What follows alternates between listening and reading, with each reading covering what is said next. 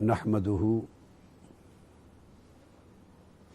ونصلی ونسلم علی سیدنا و مولانا محمد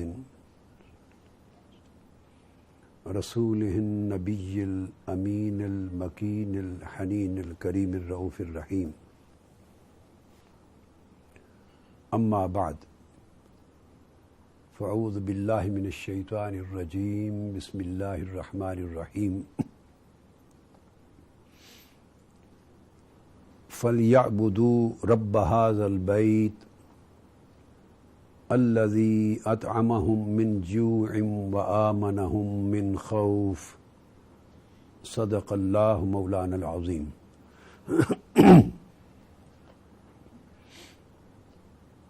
معزز مشائخ و علماء کرام، قائدین و کارکنان تحریک منہاج القرآن و جملہ قائدین و کارکنان پاکستان عوامی تحریک،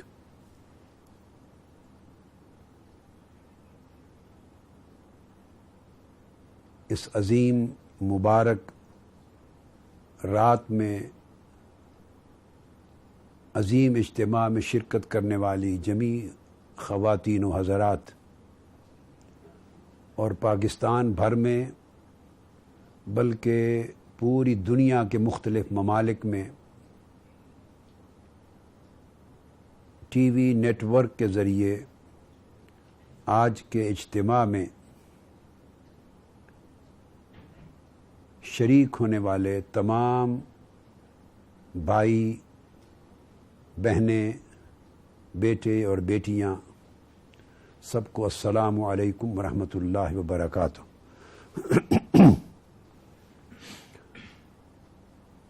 آج شب قدر ہے، ماہ رمضان المبارک کی عظیم رات، جسے اللہ رب العزت نے نزول قرآن کی برکت اور عظمت کے ساتھ نوازا ہے. آج کی رات بحیثیت امت مسلمہ ہم سب پر اجتماعی طور پر، اسی طرح پاکستانی قوم ہونے کے ناطے بھی ہم سب پر قومی اور ملی اعتبار سے، اور بحیثیت مسلمان ہم میں سے ہر ایک فرد پر انفرادی طور پر کچھ ذمہ داریاں عائد ہوتی ہیں، جن ذمہ داریوں کے ادا کرنے سے اللہ رب العزت ہمیں بخشش اور مغفرت کی سعادت کی طرف لے جاتا ہے، اور دنیا اور آخرت میں اپنی رضا اور اپنی خوشنودی کی بے پایاں نعمت کے ساتھ نوازتا ہے.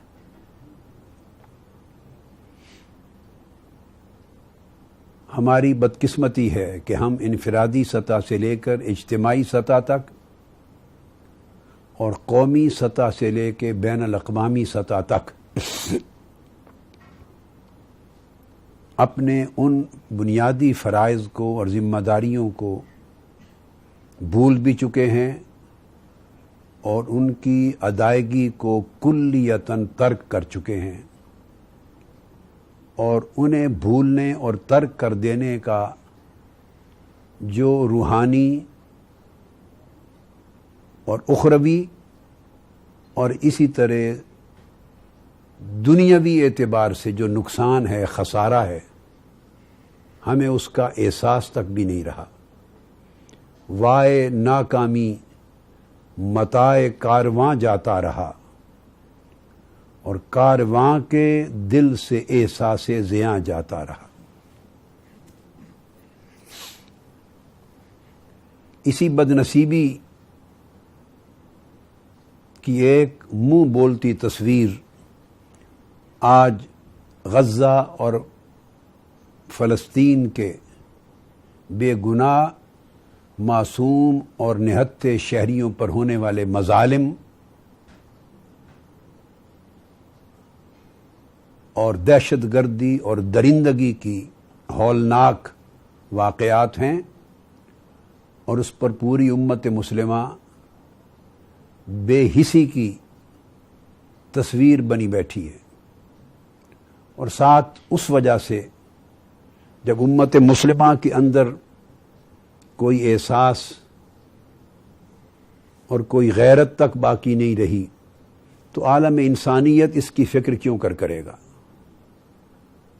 اور اقوام متحدہ UN جیسا ادارہ اس پر کوئی مؤثر کارروائی کیوں کرے گا؟ اسے معلوم ہے کہ مسلمان عالمی سطح پہ خود بے حسی اور بے غیرتی کا شکار ہو چکے ہیں۔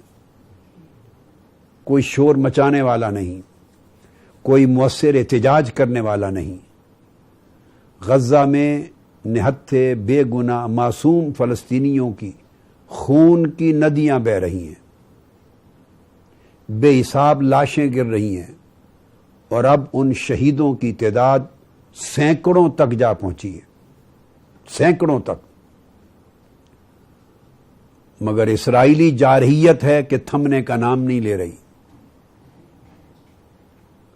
اور یونائٹڈ نیشنز کے جو سیکرٹری جنرل ہیں وہ آج اس لمحے تک بھی مسلسل یہ بیان دیے جا رہے ہیں کہ اسرائیل کے لوگ حماس کے راکٹ حملوں کے خوف کے نیچے زندگی بسر کر رہے ہیں۔ ان کی آنکھوں پر گویا پٹیاں بندھ گئی ہیں، انہیں غزہ کے مسلمانوں پر ہونے والے مظالم دکھائی نہیں دے رہے، ان کی آنکھوں سے گویا دیکھنے کی صلاحیت ختم ہو گئی، سلب ہو گئی۔ اور بے حسی کا عالم یہ ہے انسانی سطح پر بھی کہ اگر کچھ افراد اسرائیل کی سرزمین میں بعض راکٹ حملوں سے مارے گئے تو وہ موت انہیں آج کے دن تک نہیں بھولتی، اور ادھر سینکڑوں نہیں ہزار کی تعداد میں نہتے فلسطینی شہید ہو چکے ہیں پچھلے 60 برس میں، اور پچھلے کئی سالوں میں، اور حالیہ اس ظلم و بربریت کے واقعات کے دوران ان کے منہ کو توفیق نہیں ہے کہ وہ اسرائیل کی ریاستی دہشت گردی کی مذمت کر سکے اور غزہ میں مظلوموں کے حق میں کوئی ایک کلمہ بول سکے۔ عالم یہ ہے، یہ یونائٹڈ نیشنز کا ادارہ جو جنگ عظیم دوم کے بعد وجود میں آیا، اور جنگ عظیم اول میں کے بعد بننے والے لیگ آف نیشنز کے بین الاقوامی ادارے کی ناکامی کے نتیجے میں بنا، اور اس کی ناکامی کا سبب بھی یہی تھا کہ وہ بین الاقوامی تضادات کو، تنازعات کو، اور حتیٰ کہ عالمی جنگوں کو روکنے میں وہ ادارہ ناکام ہو گیا تھا، اور اقوام عالم کو عدل اور انصاف فراہم نہیں کر سکا تھا، اور جن مقاصد کے لیے لیگ آف نیشنز بنی تھی وہ پورے نہیں ہو پائے تھے۔ اس سے بدتر صورتحال کو آج UNO اس سے دوچار ہو چکا ہے۔ صرف پچھلے سال 2013 میں یونائٹڈ نیشنز نے 21 ریزولوشنز اسرائیل کے خلاف پاس کی ہیں، 21 ریزولوشنز اسرائیل کے خلاف آئے ہیں یونائٹڈ نیشنز میں، اور 4 ریزولوشنز باقی پوری دنیا کے دیگر تنازعات پر، کانفلکٹس پر، ڈسپیوٹس پر آئے ہیں۔ مگر مجال ہے کہ یونائٹڈ نیشنز پہ کسی کے کان پہ جو رینگی ہو، اور کسی نے فلسطین کے مظلوم مسلمانوں کو عدل اور انصاف فراہم کرنے میں کوئی کردار ادا کیا ہو۔ امریکہ جیسا ملک اور اس کا صدر باراک اوباما ہر روز یہ بیان دینے پر اکتفا کرتے ہیں کہ ہم مصالحت کروانے پر تیار ہیں، جنگ بندی کے لیے اپنی پیشکش کرتے ہیں۔ ظلم کی انتہا ہے، ادھر خون کی ندیاں بہہ رہی ہیں، لاشوں پہ لاشیں گر رہی ہیں، اور آپ پیشکش پر رہیں گے؟ یہ معاملہ اگر دوسری سمت ہوا ہوتا تو تم جہازوں کو لے کے ایک قیامت بپا کر دیتے، اور یہاں صرف پیشکش ہو رہی ہے۔ ہمارا مطالبہ ہے کہ اس موقع پر یونائٹڈ نیشنز کا جو چارٹر ہے اس چارٹر کا چیپٹر 7 اس کو انووک کیا جائے،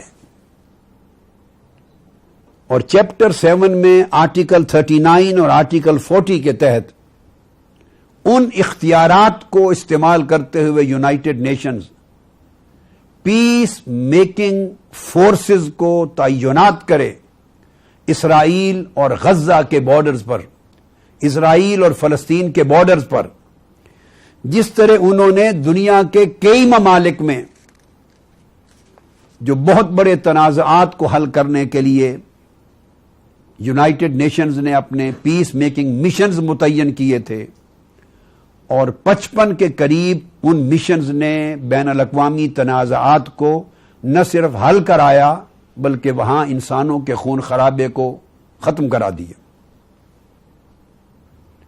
جہاں یونائٹڈ نیشنز نے اسی چیپٹر 7 کو جو یو این کے چارٹر کا اس کی خصوصی اختیارات کو انووک کرتے ہوئے جہاں دنیا کے باقی خطوں میں یہ کردار ادا کیا ہے، میرا سوال ہے ان اقوام عالم سے اور ویٹو پاور یوز کرنے والی عالمی طاقتوں سے اور سیکیورٹی کونسل سے کہ وہ چیپٹر 7 اسرائیل اور فلسطین کے میٹر میں انووک کیوں نہیں کیا جاتا؟ انہیں خوف کس بات کا ہے؟ ڈر کس بات کا ہے؟ یہ دوہرے معیارات کیوں ہیں دنیا میں؟ کیا مسلمان اگر ان کا خون بہے تو عالم مغرب میں مرنے والے کتوں اور جانوروں کے خون سے بھی ارزاں خون ہے؟ وہاں 2-4 انسان مارے جائیں تو ایک قیامت بپا ہو جاتی ہے عالم مغرب میں، اور یہاں ہزارہ لوگ شہید ہو جائیں تو کوئی نوٹس ہی نہیں لیتا۔ میں یو این او کے رویے کی پرزور مذمت کرتا ہوں، سیکیورٹی کونسل کی بے حسی کی مذمت کرتا ہوں، اور مغربی طاقتوں کے ساتھ مسلم امہ OIC سمیت مسلمان ممالک کی قیادتوں کے بے حسی اور بے غیرتی پر مبنی کردار کی مذمت کرتا ہوں، جنہیں فلسطین اور غزہ میں بہتا ہوا معصوم خون دکھائی نہیں دے رہا۔ وہ اپنے مفادات میں الجھے ہوئے ہیں، یا بزدلی نے انہیں بہرا، گونگا اور اندھا بنا کے رکھ دیا ہے۔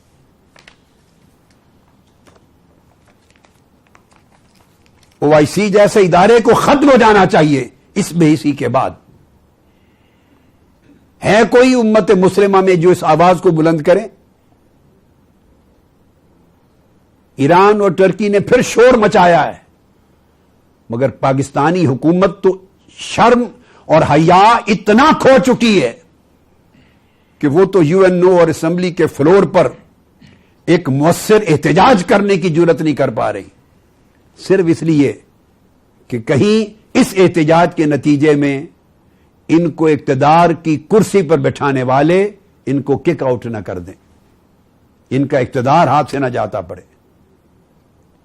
یہ اپنی اقدار کا سودا کر چکے ہیں، اپنی حس اور غیرت کا سودا کر چکے ہیں، اسلامی حمیت کا سودا کر چکے ہیں، اور انسانی غیرت کا سودا کر چکے ہیں۔ عالم اسلام کا حوالہ نہ صحیح، ارے انسانی خون تو ہے، انسانی حقوق کا احترام تو ہونا چاہیے، انسانی جان مال عزت و آبرو کا احساس تو ہونا چاہیے۔ ویمن رائٹس کا خیال کہاں گیا؟ چلڈرن رائٹس کا خیال کہاں گیا؟ ورلڈ پیس کا تصور کہاں گیا؟ کیا ایسے اقدامات سے عالمی امن کو کوئی خطرہ نہیں؟ یہ کھلی دہشت گردی ہے اور ریاستی دہشت گردی ہے۔ اس سے عالم امن کو سوائے اس کے کہ آگ لگے اور اقوام میں نفرت پیدا ہو، اور یہ ہمیشہ ہمیشہ کے لیے مشرق وسطی میں امن کے امکانات کو ختم کر دے، اور خیر کا کوئی راستہ نہیں نکل سکتا۔ اور اس کی بنیادی سبب یہ ہے کہ پاکستان وہ ملک جو لا الہ الا اللہ پہ وجود میں آیا تھا، جنہوں نے اللہ اور اللہ کے رسول کے ساتھ ایک وعدہ کیا تھا قائد اعظم کی قیادت میں مسلمانان ہند میں، اس کے بعد یہ ایسے نااہل، کرپٹ اور لٹیرے لوگوں کے ہاتھ میں ایک عرصہ دراز سے یہ ملک اور یہ سلطنت آ گئی کہ خدا اور مصطفیٰ سے کیا ہوا وعدہ بھی گیا، بھول گئے۔ لاکھوں انسانی جانوں کے نذرانے جو پیش کیے گئے تھے قیام پاکستان کے لیے، اس خون سے بھی بے وفائی ہوئی، اور آج کے دن تک جب یہ لوگ اپنے ملک کے اندر بسنے والے انسانوں کی جان، مال اور عزت و آبرو کی حفاظت نہیں کر سکتے، بلکہ خود گولیوں کے ساتھ نہتھے معصوم انسانوں کو اپنی ریاست میں خود ریاستی قوت کے ساتھ چھلنی کرتے اور لاشیں گراتے ہیں، وہ عالم اسلام میں گرنے والی لاشوں اور ان کی عزت و ناموس اور خون کے تحفظ کا اقدام کیسے کر سکتے ہیں؟ یہ میری آج کی گفتگو کا پہلا حصہ ہے جسے میں نے اپنا فریضہ سمجھا کہ یہاں سے ہی شب قدر کے اس موضوع کو شروع کروں اور ہم اپنا احتساب کریں آج کی رات کہ کتنا فریضہ ہے اس باب میں جو ہم ادا کر رہے ہیں، ہم کس سمت جا رہے ہیں، ہمارا انجام کیا ہوگا، اور خدا کے ہاں ہم کس منہ سے پیش ہوں گے اور تاجدار کائنات صلی اللہ علیہ وسلم کی بارگاہ میں کیسے اپنا چہرہ دکھائیں گے۔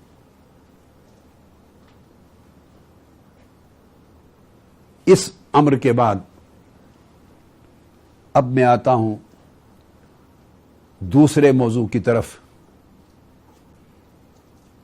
اور وہ یہ کہ آج کی رات کے حوالے سے میں خاص نکتہ کل سامعین کو اور ناظرین کو موجودہ یہ ایک سمندر ہے انسانوں کا جو جامع منہاج میں میری آنکھوں کے سامنے موجود ہے، ایک سمندر ہے۔ حالانکہ یہ اجتماع صرف لاہور کی سطح پہ ہوا ہے اور پورے ملک میں اس مرتبہ اجازت دی گئی ہے کہ لوگ اپنی اپنی مساجد اور مراکز پر اپنے اپنے شہروں میں اعتکاف بھی کریں، عبادات بھی کریں اور اس رات کے خطابات کو بھی سنیں۔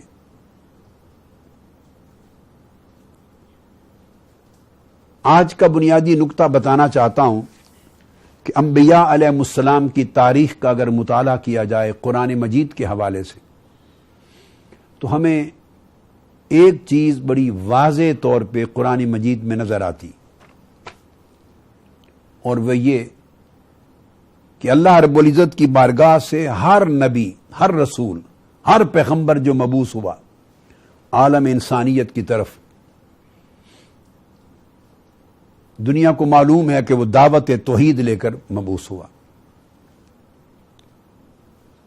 آج یہ بات سمجھانا چاہتا ہوں اس شب قدر کی مبارک ساعتوں میں کہ انبیاء علیہ السلام نے جو دعوت توحید انسانیت کے سامنے اور اپنی اپنی قوموں کے سامنے پیش کی، اس دعوت توحید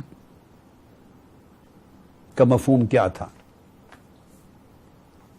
ہم بادی النظر میں عام فہم لوگ یہ سمجھتے ہیں کہ شاید اس دعوت توحید سے مراد صرف شرک اور بت پرستی کی نفی تھی،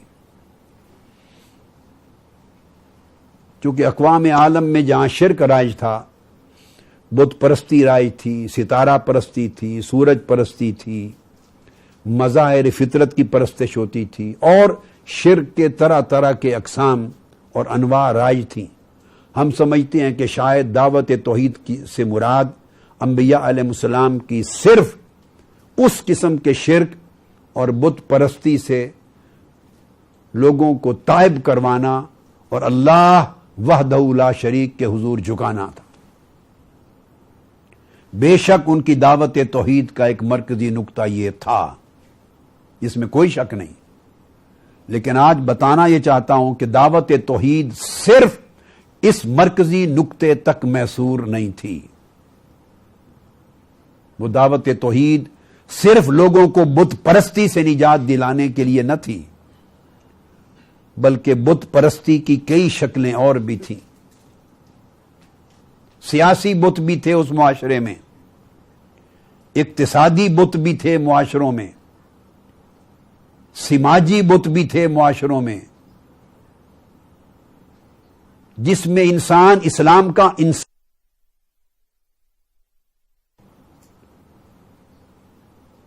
انسان پر انسان کی حکمرانی تھی اور انسان ناخدا بن کے انسانوں کے اوپر سلطان اور وحدہ لا شریک بن کے بیٹھے تھے. غریبوں کا ان معاشرے میں کوئی پرسان حال نہ تھا. جب پہلے انبیاء علیہ السلام مبعوث ہوئے تو معاشرے اس انداز کے تھے کہ یا تو کچھ لوگ وڈیرے تھے، سردار تھے، جاگیردار تھے، ظالم تھے، کرپٹ تھے، طاقتور تھے، اور ان کے ہاتھ میں دولت بھی تھی، اقتدار بھی تھا، حکومت بھی تھی، سلطنت بھی تھی، وسائل بھی تھی، قوت بھی تھی. ساری چیزوں کا ارتکاز کچھ طبقات کے ہاتھ میں تھا، اور میجورٹی اس معاشرے کی غریب لوگوں کی تھی. مظلوم لوگ تھے، پسے ہوئے لوگ تھے، محروم لوگ تھے جو بنیادی ضرورتوں کو ترستے تھے اور غلاموں کی زندگی بسر کرتے تھے. حیوانوں سے بدتر ان کی زندگی تھی. ان کا کوئی پرسان حال نہ تھا. معاشرے میں کوئی برابری نہیں تھی. معاشرہ اور سماج سارا ظلم پر قائم تھا، کرپشن پہ قائم تھا، ناانصافی پہ قائم تھا. انسان انسان کے خون سے کھیلتا تھا، انسان انسان کی عزت کے ساتھ کھیلتا تھا. ایک غریب شخص کو حقیر، کمینہ اور ذلیل جانا جاتا تھا اور معاشرے میں اس کی کوئی حیثیت نہیں تھی. قرآن مجید کی اگر تمام ان صورتوں کو پڑھیں جن میں پہلے انبیاء علیہ السلام کی بعثتوں کا ذکر اور ان کی اقوام کی تفصیلات کا بیان آیا ہے تو آپ کو یہ مضمون بڑی وضاحت کے ساتھ سمجھ میں آ جائے گا. اور میری بہت ساری کتابوں میں، تصانیف میں نے ان مضامین کو قرآنی حوالوں سے بیان کیا ہے. آج نہیں، 80s کے زمانے سے، آج سے 25، 26، 28 سال قبل کی بھی اور 30 سال کے لگ بھگ پہلے کی میری لکھی ہوئی کتب، تصنیفات جو مطبوعہ ہیں، ان کے اندر بڑی تفصیل کے ساتھ یہ چیزیں موجود ہیں.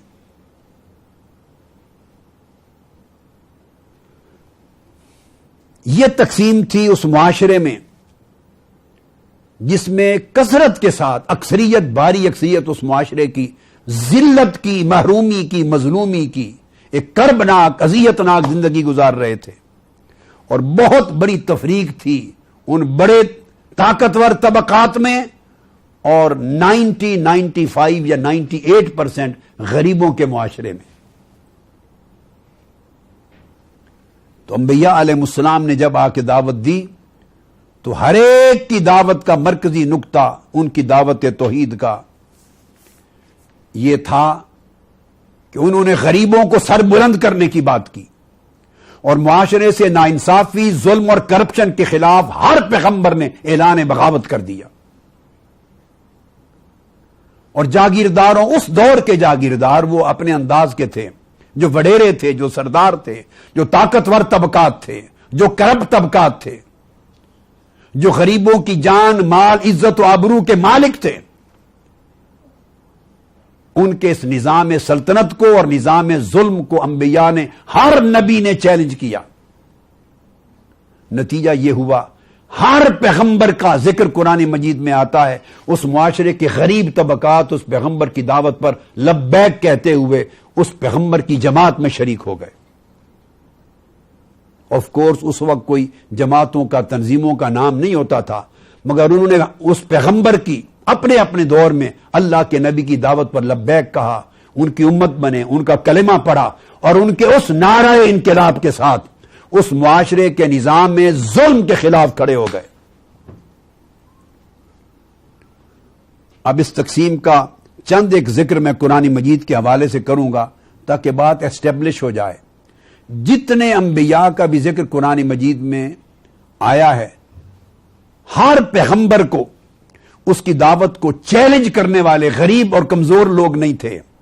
ہر پیغمبر کی دعوت کو جنہوں نے چیلنج کیا، جنہوں نے مزاحمت کی، جنہوں نے مخالفت کی، جو اس پیغمبر کی دعوت کے خلاف کھڑے ہو گئے اور پیغمبر پر تہمتیں لگائیں، پیغمبر کو جھوٹا کہا، پیغمبر کو معاذ اللہ کیا کیا القابات دیے اور ان کی دعوت کے خلاف صف آرا ہو گئے اور سازشوں کے طوفان کھڑے کر دیے، ایسے تمام لوگوں کو قرآن مجید نے ہمیشہ ہر صورت میں ان الفاظ کے ساتھ بیان کیا ہے فقال الملأ الذین کفروا، کہ ان کی قوم کے جو وڈیرے تھے، طاقتور لوگ تھے، انہوں نے یہ کہا پیغمبر کی دعوت کو رد کرتے ہوئے۔ الملأ کا لفظ قرآن مجید کی ہر صورت میں آیا ہے، یعنی اس معاشرے کے جتنے طاقتور وڈیرے طبقات تھے، ظلم اور کرپشن کرنے والے طبقات تھے، انہوں نے پیغمبر کی دعوت کو رد کیا، انہوں نے اس پیغمبر کی مخالفت اور مزاحمت کی۔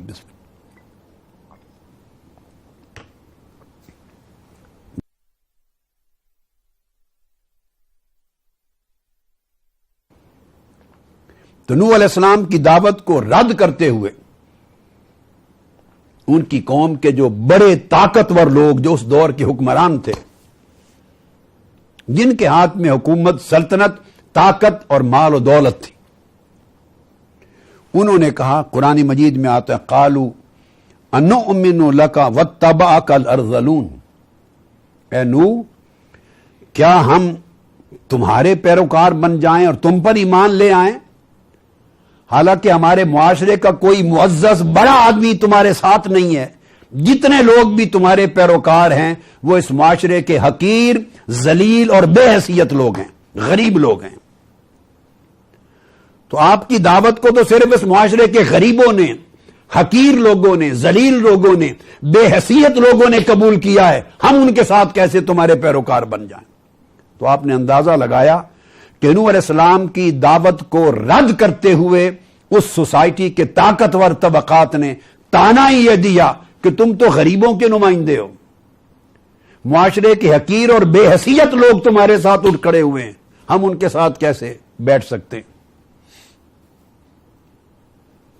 پھر ایک اور مقام پر قرآن مجید بیان کرتا ہے، تین چیزیں امپورٹنٹ ہیں، بیان کرتا ہے، نوح علیہ السلام سے کہا ان کی قوم نے، ما نراک اتبعک الا الذین ہم اراذلنا، اے نوح ہم دیکھتے ہیں کہ ہماری قوم میں سوائے غریبوں کے، حقیروں کے، پست اور نیچے گرے ہوئے لوگوں کے، بے حیثیت لوگوں کے، کسی اور بڑے باعزت طاقتور آدمی نے آپ کی پیروی نہیں کی۔ پہلی بات سن لیں، ذرا سوچ دیکھ لیجئے۔ اور دوسری بات انہوں نے کہا، وما نرا لکم علینا من فضل، اور پھر اے نوح آپ اور آپ کے پیروکار مالی اور دنیاوی اعتبار سے ہم تمہیں اپنے مقابلے میں معزز نہیں دیکھتے۔ ان کے ہاں معزز ہونے کا پیمانہ مالداری تھی، تمول تھا، دولت تھی، سرمایہ تھا، طاقت تھی، خونڈا گردی تھی، دہشت گردی تھی، یہ ان کا معزز ہونے کا پیمانہ تھا۔ شخص کا شخصی وقار، اس کی عزت، اس کا کردار، اس کا علم، اس کا عمل، اس کی صالحیت، اس کی پرہیزگاری، اس کے اندر انسانی قدریں، اس کی کوئی حیثیت نہیں تھی اور نہ یہ فضل اور شرف تصور ہوتا تھا۔ اور تیسرا تانا دیا، بل نظنکم کاذبین، انبیاء کو کہا اور نوح علیہ السلام کو کہ ہم آپ کو جھوٹا سمجھتے ہیں، آپ جھوٹے ہیں۔ یہ نوح علیہ السلام کو ان کی قوم کے ان طاقتور حکمران طبقات کا جواب تھا۔ یہی بات حضرت صالح علیہ السلام کے ذکر میں آتی۔ میں نقطہ یہ بتانا چاہتا ہوں، جدا ہو دی سیاست سے تو رہ جاتی ہے چنگیزی۔ ہم سمجھتے ہیں کہ شاید انبیاء صرف توحید کی مذہبی نوعیت کی دعوت لے کے آتے تھے اور نماز روزہ سکھاتے تھے اور آخرت کے اعمال سکھاتے تھے اور عبادت اور مذہبی رسوم سکھاتے تھے اور صرف عقائد بتاتے تھے۔ وہ اپنے دور کے سیاسی، معاشی اور سماجی نظام کو چیلنج نہیں کرتے تھے۔ ہمارا یہ خیال اور زعم باطل ہے، اس میں سے ہمیں نکلنا ہوگا۔ یہ ناجائز سوچ ہے۔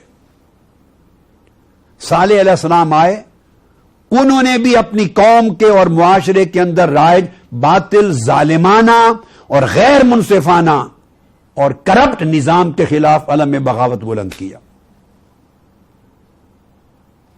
اگر وہ انبیاء نظام کو چیلنج نہ کرتے تو حکمرانوں کو کوئی ضرورت نہیں تھی کسی نبی کی مخالفت کرنے کی، کسی نبی کی مزاحمت کرنے کی اور ان کی دعوت کو رد کرنے اور ان کی دشمنی اور عداوت میں کھڑے ہو جانے کی۔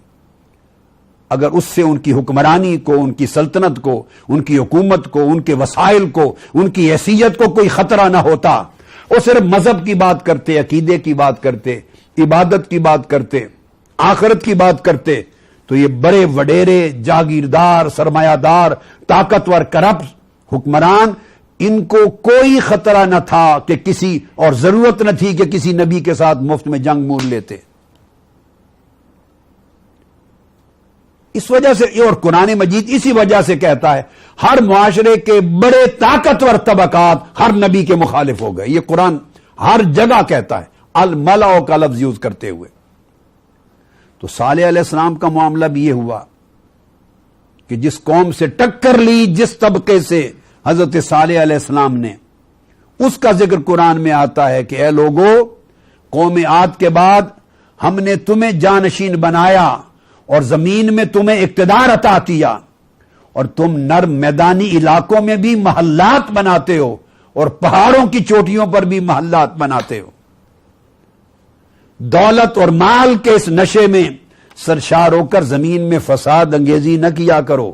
یہ میسج ہے جو صالح علیہ السلام کی زبان سے اللہ پاک نے ان طاقتور طبقات کو پہنچایا.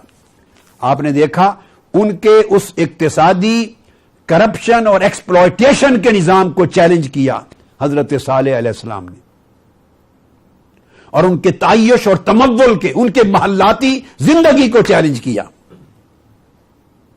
پھر فرمایا قرآن مجید میں وَتَنْحِتُونَ مِنَ الْجِبَالِ بُيُوتًا فَارِهِينَ وَلَا تُطِيعُوا أَمْرَ الْمُسْرِفِينَ الَّذِينَ يُفْسِدُونَ فِي الْأَرْضِ وَلَا يُصْلِحُونَ.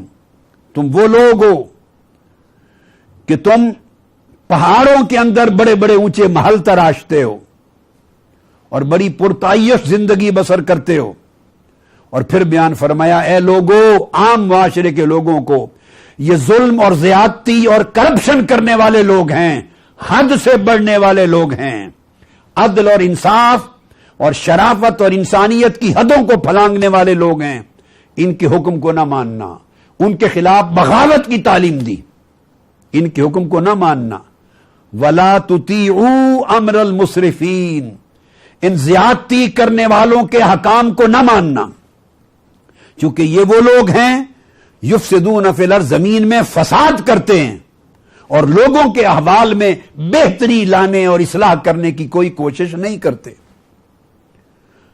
لوگ سیاسی طور پہ کمزور ہیں، معاشی طور پہ کمزور اور محروم ہیں، سماجی طور پہ غیر محفوظ ہیں، انہیں کھانے کا نہیں ملتا، ان کے پاس عزت نہیں، ان کے پاس مال و دولت نہیں، بنیادی ضروریات نہیں، غلام ہیں، جانوروں کی طرح بدتر زندگی ہے. اور یہ ظالم مال و دولت رکھ کر ان کی زندگی میں خوشحالی پیدا کرنے کی فکر نہیں کرتے، ان کی زندگی کے حالات سنوارنے کی فکر نہیں کرتے. ان کی فکر صرف یہ ہے کہ ان کے محلات بنے، میدانوں میں بھی اور پہاڑوں کی چوٹیوں پر بھی، اور اس کے لیے کرپشن کرتے ہیں، ظلم کرتے ہیں، اور پورا معاشی توازن سوسائٹی کا انہوں نے بگاڑ کے رکھ دیا ہے. تو صالح علیہ السلام نے کہا کہ ان کے احکام کو نہ ماننا، اسٹریٹ اوے ڈینائی کر دو ان کی حکومت کو. تو یہ انقلاب کی دعوت دی حضرت صالح علیہ السلام نے. یہ دعوت انقلاب تھی کہ حکمران چونکہ کرپٹ ہیں، ظالم ہیں، انہوں نے غیر منصفانہ استحصالی نظام قائم کر رکھا ہے. فرمایا ان کی پیروی نہ کرو، مسترد کر دو، ان کے خلاف اٹھ کھڑے ہو جاؤ. یہ پیغمبر کی دعوت ہے انقلاب. یہی بات حضرت شعیب علیہ السلام کی آتی. انہوں نے معاشرے میں توحید کے مذہبی پہلو کے علاوہ دو چیزوں پر اپنی تعلیم کی بنیاد رکھی. ایک نظام عدل و انصاف کی جد و جہد کی کہ معاشرے میں ہر قسم کی کرپشن اور ایکسپلوئٹیشن کے خاتمے کی جد و جہد کی. یہ سوشل ریفارمز تھی. دوسری فساد انگیزی اور کرپشن اور ظلم کرنے والوں کے خلاف اٹھ کھڑے ہونے کی بات کی. ان کی پیروی نہ کریں، ان کے خلاف اٹھ کھڑے ہوں، یعنی ان کے حکم کو ماننے سے انکار کر دیں. سول نافرمانی کی بات کی.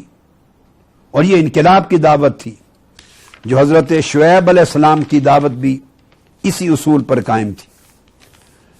پھر فرعون کا جو نظام تھا وہ بھی مبنی بر ظلم تھا. موسیٰ علیہ السلام کی دعوت بھی یہی تھی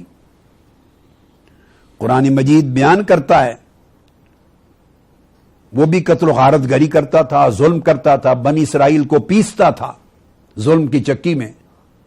تو اللہ رب العزت نے فرمایا وَأَوْرَثْنَا الْقَوْمَ الَّذِينَ كَانُوا يُسْتَضْعَفُونَ مَشَارِقَ الْأَرْضِ وَمَغَارِبَهَا. اے پاکستانی قوم، میں قرآن مجید کی اس آیت کریمہ کے حوالے سے خوشخبری سنانا چاہتا ہوں. فرمایا فرعون سے بڑا اس دور کا، آج کے حکمران بھی اپنے دور کے فرعون ہیں، مگر اس دور میں فرعون لوگوں کے ہاں اتنا طاقتور تھا کہ وہ اپنے معاشرے میں، ملک میں خدا سمجھا جاتا، عبادت کرواتا تھا اپنی، اور کہتا تھا اے موسیٰ میرے سوا بھی کوئی لوگوں کی زندگی اور موت کا مالک ہے. وہ لوگوں کی زندگی اور موت کا مالک بنتا تھا. اس کو اپنی خدائی پر اتنا ناز تھا، جھوٹی خدائی پر. اللہ رب اور بنی اسرائیل پسے ہوئے لوگ تھے. اور قرآن مجید کہتا ہے ایک مقام پر کہ جب موسیٰ علیہ السلام نے دعوت دی، لوگ اتنے خوف زدہ تھے فرعون سے، فرعون کی حکومت سے، فرعون کی پولیس سے، فرعون کے سرکاری محکمے کے لوگوں سے، اتنے خوف زدہ تھے کہ ڈر کے مارے موسیٰ علیہ السلام پر ایمان لانے کو سوسائٹی تیار نہ تھی، اور ان کی دعوت پر لبیک کہنے کو تیار نہ تھی. حالانکہ وہ غریبوں کی بات کر رہے تھے، مظلوموں کی بات کرتے تھے، محروموں کی بات کرتے تھے، پسے ہوئے طبقے بنی اسرائیل کی بات کر رہے تھے. اور قرآن مجید کہتا ہے کہ صرف کچھ نوجوان نکلے، نوجوان، انہوں نے بڑھ کر موسیٰ علیہ السلام کی دعوت انقلاب پہ لبیک کہا. اے پاکستانی قوم کے جوانوں، ہم بھی انبیاء علیہ السلام کی سنت کی پیروی میں اسی دعوت انقلاب کو لے کے نکل رہے ہیں، اسی طرح کے نظام ظلم کو چیلنج کر رہے ہیں، معاشرے میں رائج اسی طرح کی ناانصافیوں کو چیلنج کر رہے ہیں، اسی طرح کی کرپشن کو چیلنج کر رہے ہیں.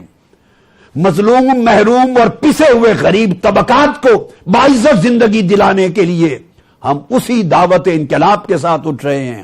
نوجوانوں، تمہیں گھروں سے نکلنا ہوگا اور اس فرعونیت کے نظام کو کچلنے کے لیے اللہ کے اس وعدے پر عمل کرنا ہوگا. اور خوشخبری سنیے وعدے میں کیا ہے. فرمایا اور ہم نے بنی اسرائیل قوم جو بہت پسی ہوئی تھی، کمزور تھے، استحصال زدہ تھے، مستضعفین تھے زمین میں، ہم نے ان کو خوشخبری سنائی اور مشرق سے مغرب تک ان کو حکمران بنا دیا. یہ قرآن کہہ رہا ہے. کب بنایا؟ جب موسیٰ علیہ السلام کی دعوت پر نکلے. جب تک انہوں نے ظلم سے سمجھوتا کیے رکھا، وہ حکمرانی کا خواب بھی نہیں دیکھ سکتے تھے. محکوم تھے، مظلوم تھے. ان کے بیٹوں کو فرعون کی حکومت ذبح کرتی تھی اور ان کی بیٹیوں کو فرعون کی حکومت زندہ رکھتی تھی. ظلم کی انتہا تھی. وہ عمر بھر اسی طرح رہتے چونکہ ظلم سے سمجھوتا کیے ہوئے تھے. لیکن وہ وقت آیا کہ موسیٰ علیہ السلام کی دعوت پر جب جوانوں نے لبیک کہا تو معاشرے میں ایک حرکت شروع ہوئی. جوان بڑھتے چلے گئے، بڑھتے چلے گئے، اور جوان بھی غریبوں کے گھرانوں کے جوان تھے. ایک حرکت انقلاب شروع ہوئی. بڑھتے بڑھتے پھر غریب لوگ، پسے ہوئے طبقات اٹھ کھڑے ہوئے اور موسیٰ علیہ السلام کے انقلاب کی قوت بڑھتی چلی گئی. جب وہ اٹھے اپنی حالت کو بدلنے کے لیے، فرعونی ظلم کو چیلنج کرنے کے لیے، فرعون کے کرپشن اور ظلم اور جبر و بربریت کے نظام کو ختم کرنے کے لیے اٹھے، انقلاب کے لیے اٹھے، تو اللہ رب العزت نے تب اپنا وعدہ ان کی فتح کا اتارا اور کہا کہ پھر ہم نے مشرق سے مغرب تک، مصر سے لے کے شام تک کی زمین کا ان غلاموں اور غریبوں کو مالک بنا دیا، حکمران بنا دیا. پھر یہ وہی بنی اسرائیل تھے جو ملک کے مصر سے شام تک کی سلطنتوں کے حکمران بنے بعد میں چل کر. مگر یہ اس وقت ہوا جب انہوں نے حضرت موسیٰ علیہ السلام کی دعوت انقلاب پر لبیک کہا اور اٹھ کھڑے ہوئے. اے پاکستانی قوم، 65 برس گزر گئے آپ کو ظلم سے سمجھوتا کیے ہوئے. مظلومیت کی زندگی سے سمجھوتا کر رہے ہیں. یہاں بیٹے بیٹیاں ذبح ہو رہے ہیں. لوگ اپنے گردے بیچ کر، بعض علاقوں میں اب نوبت یہاں شروع ہو چکی، گردے بیچ کر گھروں کے خرچے چلا رہے ہیں. یہ ظلم سے سمجھوتا نہیں تو کیا ہے؟ اور بعضوں نے تو مردے نکال کر ہنڈیا میں پکا کے گھر میں حرام کھایا ہے. یہ ظلم کے ساتھ سمجھوتا نہیں تو کیا ہے؟ ہر 3 منٹ کے بعد اس پاکستان کے معاشرے میں ایک ہوا کی بیٹی کی عزت لٹتی ہے. ہے کوئی جو بیٹیوں کی عزت بچانے کے لیے اٹھے؟ یہ ظلم اور بربریت کے ساتھ سمجھوتا نہیں تو کیا ہے؟ بتائیے مجھے.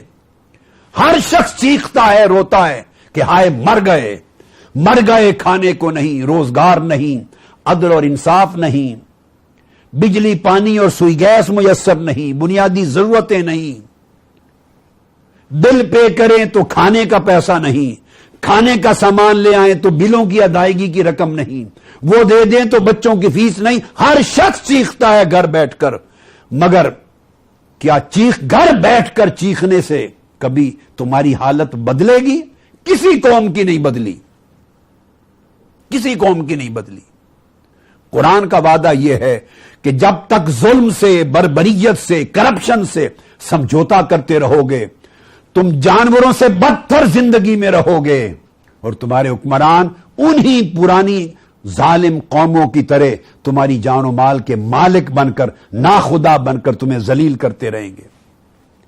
اللہ تقدیریں بدلتا ہے، مدد کرتا ہے، مگر اللہ کی مدد اس وقت اترتی ہے جب اپنی مدد کے لیے قوم خود اٹھتی ہے. خدا نے آج تک اس قوم کی حالت نہیں بدلی.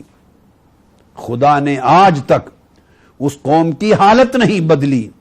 نہ ہو جس کو خیال خود اپنی حالت کے بدلنے کا. اپنی حالت کو بدلنے کے لیے خود اٹھنا پڑتا ہے، پھر اللہ کی مدد نازل ہوتی ہے. اب وہ وقت آ گیا ہے ان انبیاء علیہ السلام کی سنت پہ عمل کرتے ہوئے، سنت نوحی پر، سنت داؤدی پر، سنت شعیبی پر، سنت صالحی پر، سنت موسوی پر، سنت عیسوی پر، پھر سنت محمدی پر صلی اللہ علیہ وآلہ وسلم اور علیہ السلام، ان انبیاء کی سنتوں پر عمل کرتے ہوئے اب دعوت انقلاب کا وقت آ گیا ہے. قوم کو اٹھانے کا وقت آ گیا ہے. اگر نہیں اٹھیں گے تو تمہارا نام و نشان تک مٹ جائے گا. یہ اپنے وقت کے فرعون آپ کی نسلوں کا خاتمہ کر دیں گے. اب یہی سنت ہمیں آقا علیہ الصلوۃ والسلام کی سیرت طیبہ میں نظر آتی. ایک مکی دور تھا، پھر مدنی دور آیا.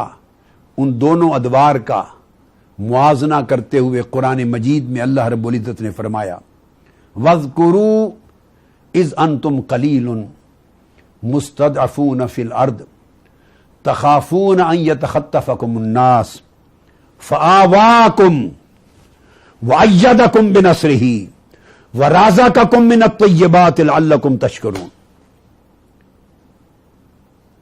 جب مکہ سے ہجرت کر کے مسلمان مدینہ چلے گئے، یثرب تھا مدینہ بن گیا، تو اللہ رب العزت نے مدینہ کی زندگی کے دوران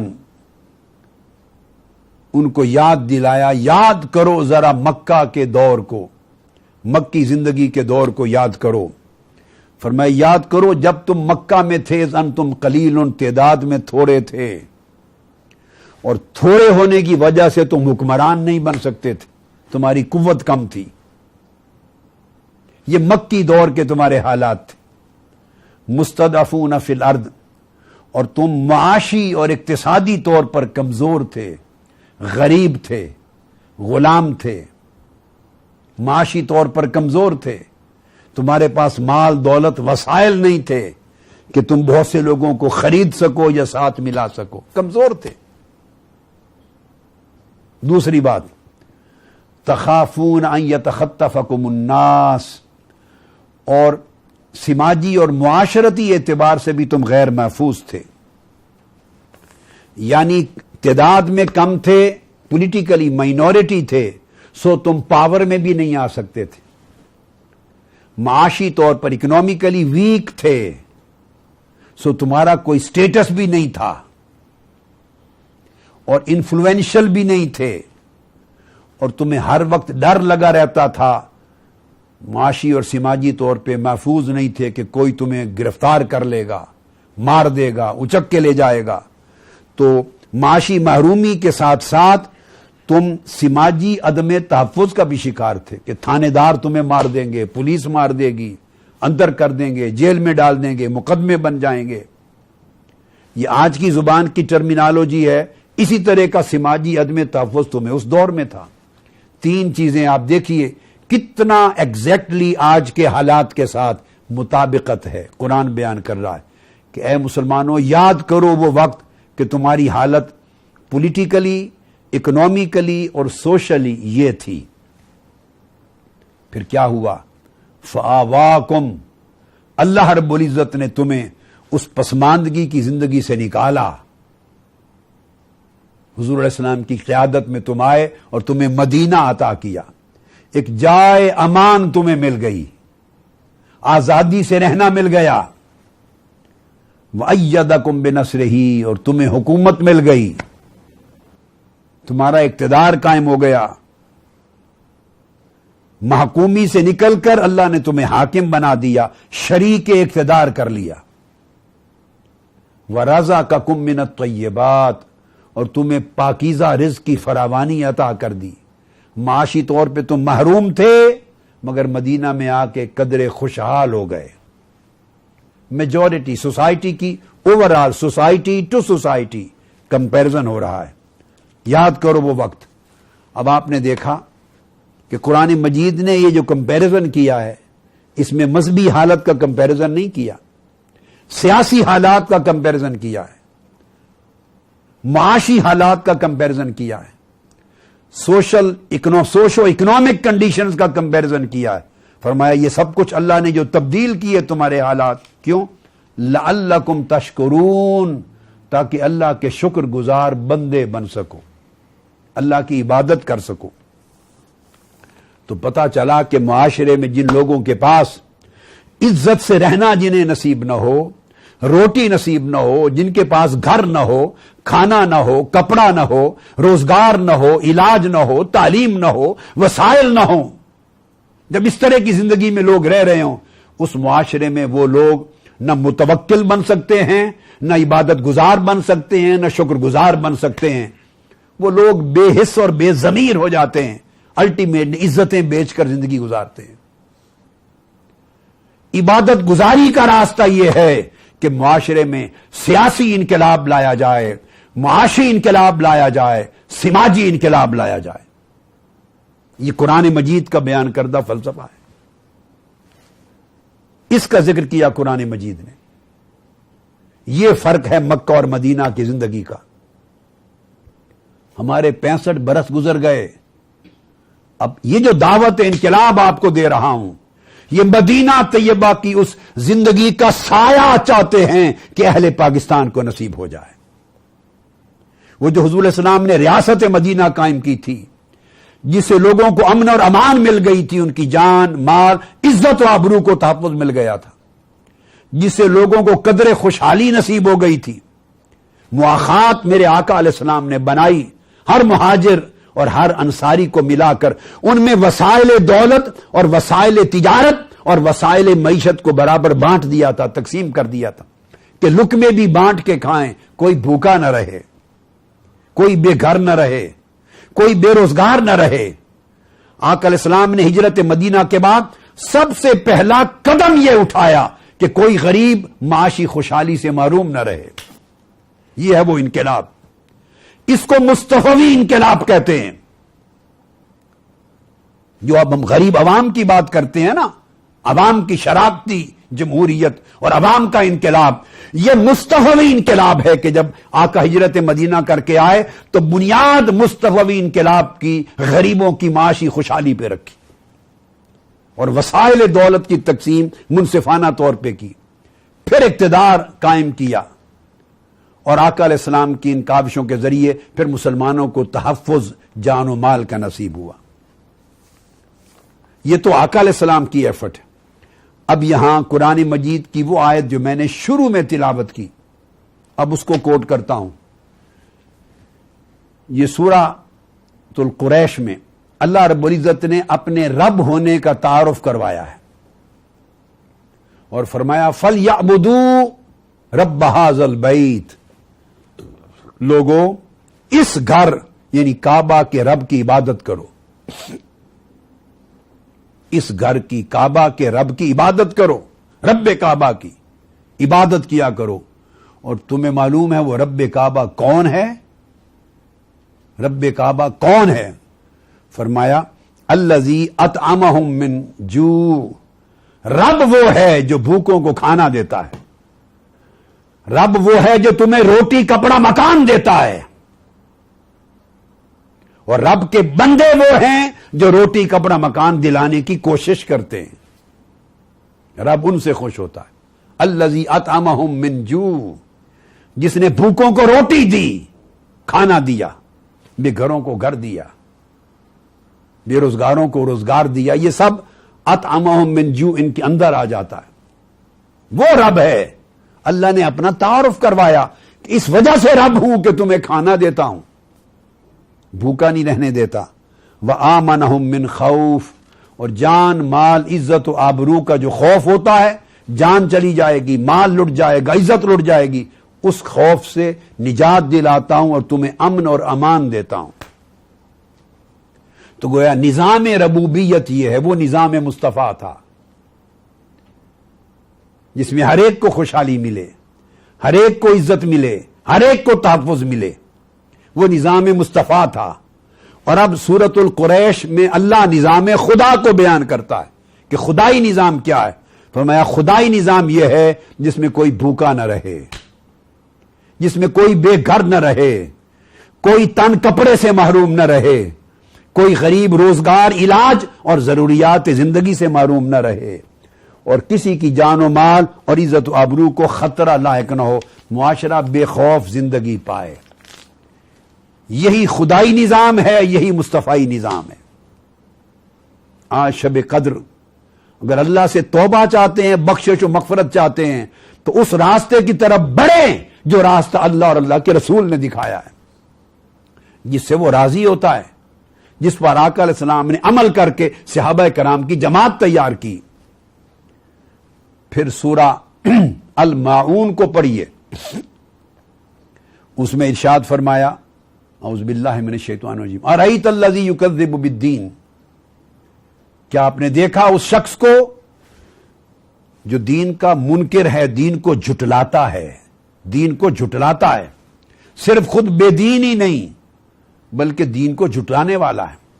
اب انفرادی طور پہ لے لیں تو ایک شخص کی یہی کیفیت ہو سکتی، اسے اجتماعی طور پہ لے لیں، کیا آپ نے دیکھا ان لوگوں کو، کیا آپ نے دیکھا اس معاشرے کو، اس سوسائٹی کو، تو اجتماعی طور پہ بھی یہ معنی بنے گا جو اللہ کے دین کو جھٹلاتا ہے وہ معاشرہ کون ہے۔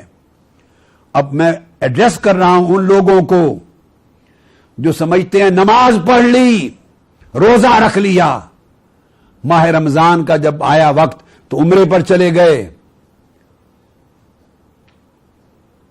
اور کچھ نیکی کے خیرات کے دو چار کام کر لیے، اور وہ سمجھتے ہیں کہ شاید ہم نے دین کا حق ادا کر دیا، وہ توجہ کریں۔ اللہ پاک فرماتے ہیں نہیں، ایسے کاموں کے باوجود بھی تم بے دین رہو گے اور میرے دین کو جھٹلانے والے رہو گے۔ اب اس کی تعریف کی ہے، کون ہے جو دین کو جھٹلانے والا ہے؟ خواہ وہ ایک شخص ہے، خواہ وہ پورا معاشرہ ہے۔ دین کو جھٹلانے والا وہ ہے جہاں یتیموں اور بے سہارا غریبوں کو دھکے دیے جاتے ہیں، انہیں عزت نہیں ملتی، انہیں تحفظ نہیں ملتا، ان کی ضروریات پوری نہیں ہوتی۔ ولا یحض علی طعام المسکین، اور مسکین، محتاج، غریب، بے سہارا عورتیں، مرد، بچے، خاندان، ان کو کھانا نہیں ملتا۔ قرآن کہتا ان کو روٹی نہیں ملتی، ان کو گھر نہیں ملتا، ان کو کپڑا نہیں ملتا، ان کو علاج نہیں ملتا، ان کو انصاف نہیں ملتا، ان کو تعلیم نہیں ملتی، ان کو حقوق نہیں ملتے، ان کو عزت کی زندگی نہیں ملتی۔ فرمایا کہ جس معاشرے میں غریب اور یتیم اور محتاج اور محروم لوگ نہ ان کی روٹی کپڑے مکان کی کوئی کوشش کرے اور نہ غریبوں یتیموں کی بنیادی ضروریات کی فراہمی کے لیے تگ و دو کرے، فرمایا اور مست الست بیٹھے رہیں، ایسے لوگ اللہ کی نگاہ میں دین اسلام کو جھٹلانے والے ہیں، خواہ ذاتی طور پہ جو چاہیں کرتے پھریں۔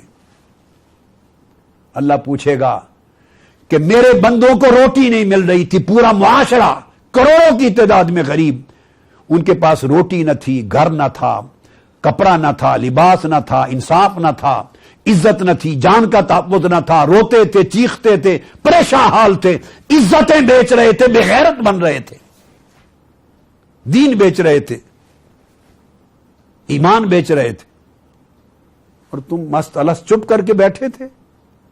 فرمایا تمہاری ذاتی عبادتیں قبول نہیں ہوں گی، ہم ایسے معاشرے کو دین کو جھٹلانے والا معاشرہ سمجھتے ہیں۔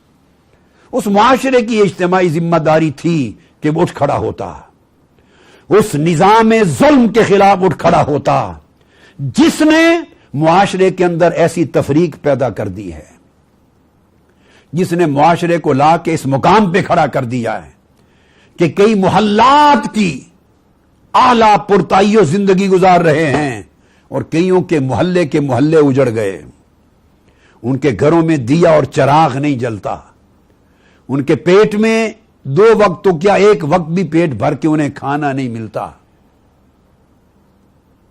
اور ان کے بچے بیمار ہوں تو علاج کی سہولت نہیں ملتی۔ جس معاشرے میں ایسی تفریق ہو جائے، ہیوز اور ہیو ناٹس، اتنے زیادہ ہیو ناٹس کروڑوں کی تعداد میں ہوں، فرمایا وہ سارا معاشرہ بے دین معاشرہ ہے اور دین اسلام کو جھٹانے والا معاشرہ ہے۔ لوگوں 27ویں شب قدر میں ہر کوئی بیٹھا ہے اپنے گھر، اگر اللہ کے حضور دیندار بننا ہے تو اٹھو اس معاشرے کے نظام کو بدلنے کے لیے تاکہ خدا راضی ہو اور مصطفیٰ راضی ہو۔ بسم اللہ، بسم اللہ۔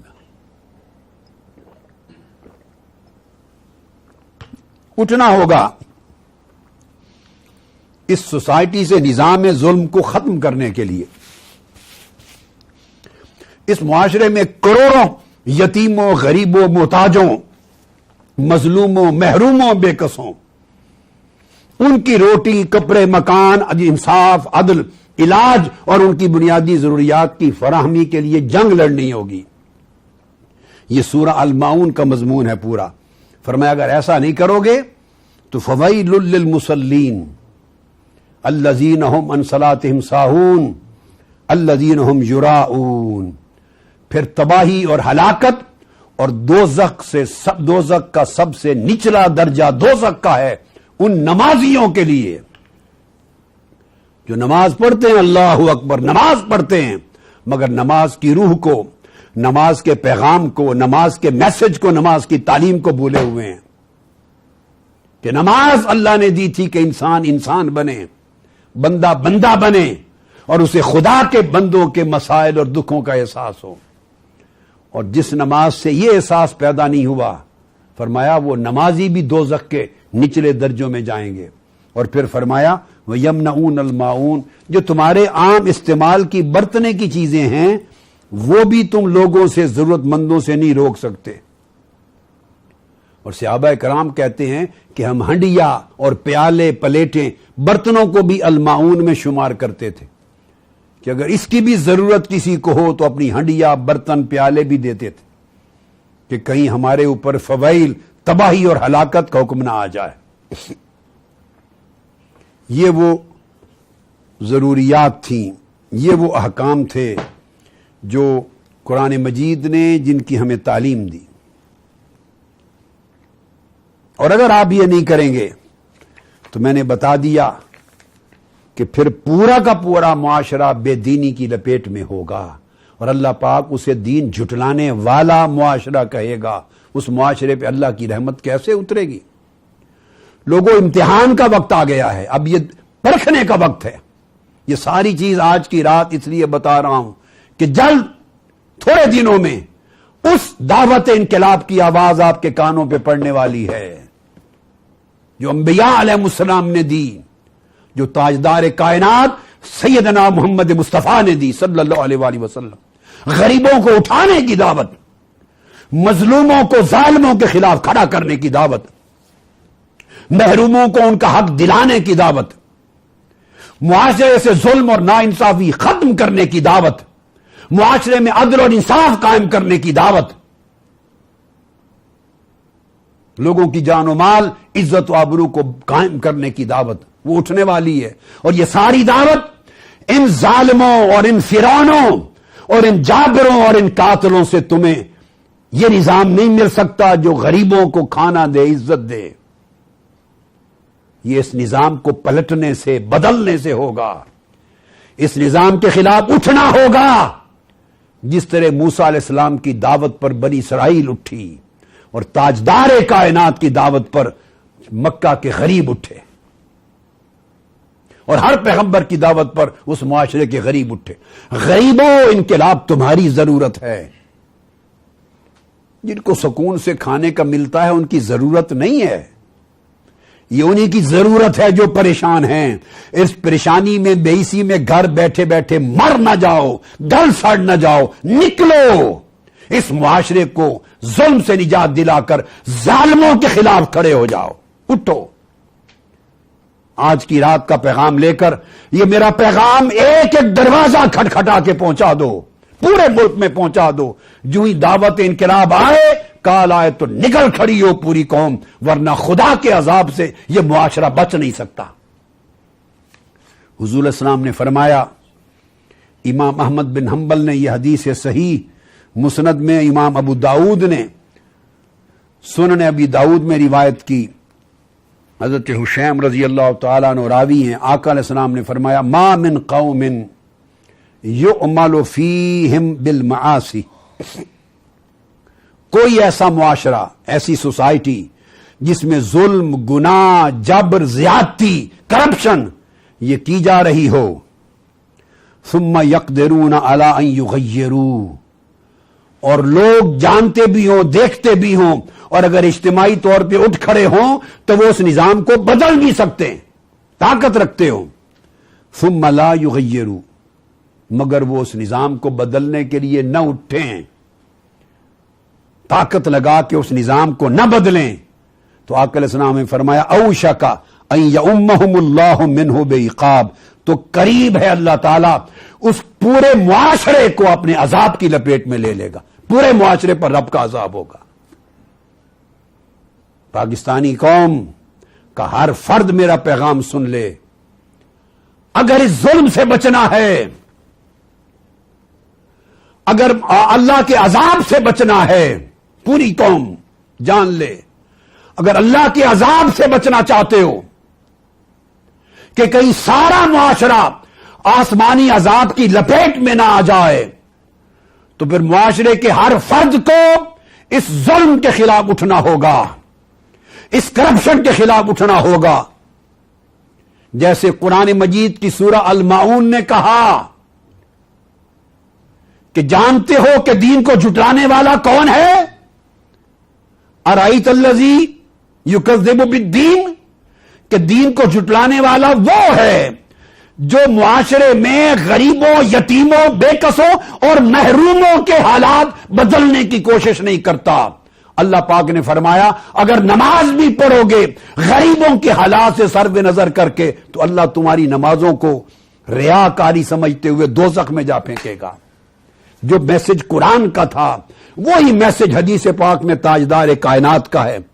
فرمایا، جو قوم آنکھوں سے دیکھے ظلم ہو رہا ہے، کیا یہ قوم اندھی ہے؟ نہیں دیکھ رہی کہ یہاں کرپشن ہو رہی ہے، قوم کا خزانہ لوٹا جا رہا ہے؟ کیا آپ نہیں دیکھ رہے کہ لوگ گھروں میں بیٹیوں کی عزت بیچ کر گھر کے خرچے چلا رہے ہیں؟ کیا آپ نہیں دیکھ رہے کہ غریبوں کو انصاف نہیں مل رہا؟ روٹی نہیں، کپڑا نہیں، مکان نہیں، عزت نہیں، عدل نہیں، انصاف نہیں، علاج نہیں، بجلی، پانی، سوئی، گیس نہیں، جان مال کا تحفظ نہیں، غریب جانور سے بدتر ہے۔ کیا یہ ظلم دیکھ نہیں رہے ہو؟ اگر دیکھ رہے ہیں اور آپ کی آنکھوں کے سامنے ہو رہا ہے تو آقا علیہ السلام نے فرمایا جو قوم اور معاشرہ ان چیزوں کو آنکھوں سے دیکھے ثم یقدرون علی ان یغیروا، اور ان کو پتا ہو کہ اگر اجتماعی طور پر لاکھوں کی تعداد میں یہ قوم کھڑی ہو جائے، گھروں سے نکل پڑے انقلاب کے لیے، اس ظلم کے نظام کو بدلنے کے لیے، ظالموں کے خاتمے کے لیے اگر اٹھ کے کھڑے ہو جائیں تو لوگوں کی اجتماعی قوت اور طاقت میں اتنی تاثیر ہے کہ نظام کو بدل ڈالیں گے، ان یغیروا، بدل ڈالیں گے، ثم لا یغیروا، مگر وہ قوم اگر نہیں اٹھے گی، اس ظلم کے نظام کو بدلنے کے لیے قوم نہیں اٹھے گی، اوشک ان یعمہم اللہ منہ بعقاب، تو فرمایا قریب ہے کہ اللہ تعالیٰ اس پورے معاشرے کو اپنے عذاب کی لپیٹ میں لے لے گا۔ پاکستانی قوم اگر اللہ کے ہماگیر عذاب سے بچنا چاہتی ہے تو اس ملک کے اندر سے ظلم کے نظام کے خاتمے کے لیے اس قوم کو اٹھنا ہوگا، انقلاب کے لیے اٹھنا ہوگا، ورنہ اللہ کے عذاب سے کوئی شے ہمارے معاشرے کو نہیں بچا سکتی۔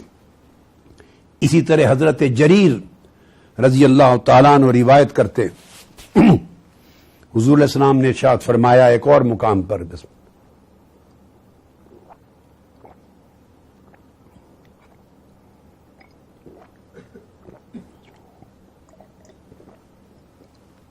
الحمدللہ الحمدللہ الحمدللہ، ارشاد فرمایا ما من رجل یکون فی قوم یؤمل فیہم بالمعاصی، اب یہاں ایک ایک انڈیویجول کی ذمہ داری بیان ہو رہی ہے، کوئی ایک شخص، ایک ہر فرد کی ذمہ داری، ہر فرد ہے ملت کے مقدر کا ستارہ، ہر ایک شخص جو کسی قوم کا فرد ہے، کسی معاشرے کا فرد ہے، اور وہ دیکھ رہا ہے کہ یہاں ظلم ہو رہا ہے، دیکھ رہا ہے یہاں گناہ ہو رہے ہیں، کرپشن ہو رہی ہے، ظلم ہو رہا ہے، ناانصافی ہو رہی ہے، پھر یقدرون علی ان یغیروا علیہ، اور پھر ان میں یہ طاقت بھی ہے کہ اگر لوگ لاکھوں کی تعداد میں نکل پڑیں اور اس نظام ظلم کو چیلنج کر دیں اور نظام بدلنے کے لیے اجتماعی قوت کے ساتھ نکل آئیں تو وہ بدل سکتے ہیں، بدل سکتے ہیں، یہ طاقت ہے ان میں۔ فلا یغیروا، مگر اس کے باوجود اگر وہ نہیں اٹھے، انقلاب کے لیے نہیں نکلے، اس نظام ظلم کے خلاف بغاوت کے لیے نہیں نکلے، تو الا اصابہم اللہ بعذاب من قبل ان یموتوا، تو اللہ تعالیٰ یقیناً ایسی قوم کو پھر ایک اتنا بڑا عذاب دے گا، اور وہ عذاب وہ شخص مرنے سے پہلے دیکھ لے گا، مرنے سے پہلے ایک عبرتناک عذاب سے دوچار ہوگی وہ قوم۔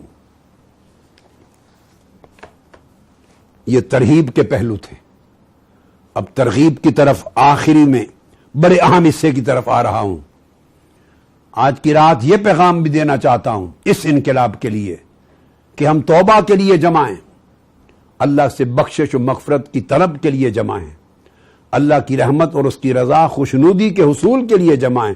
آؤ بتاؤں کہ اللہ کی بخشش کا طریقہ کیا ہے، اللہ کی رضا خوشنودی کا راستہ کیا ہے، وہ بھی احادیث نبوی سے سن لیں۔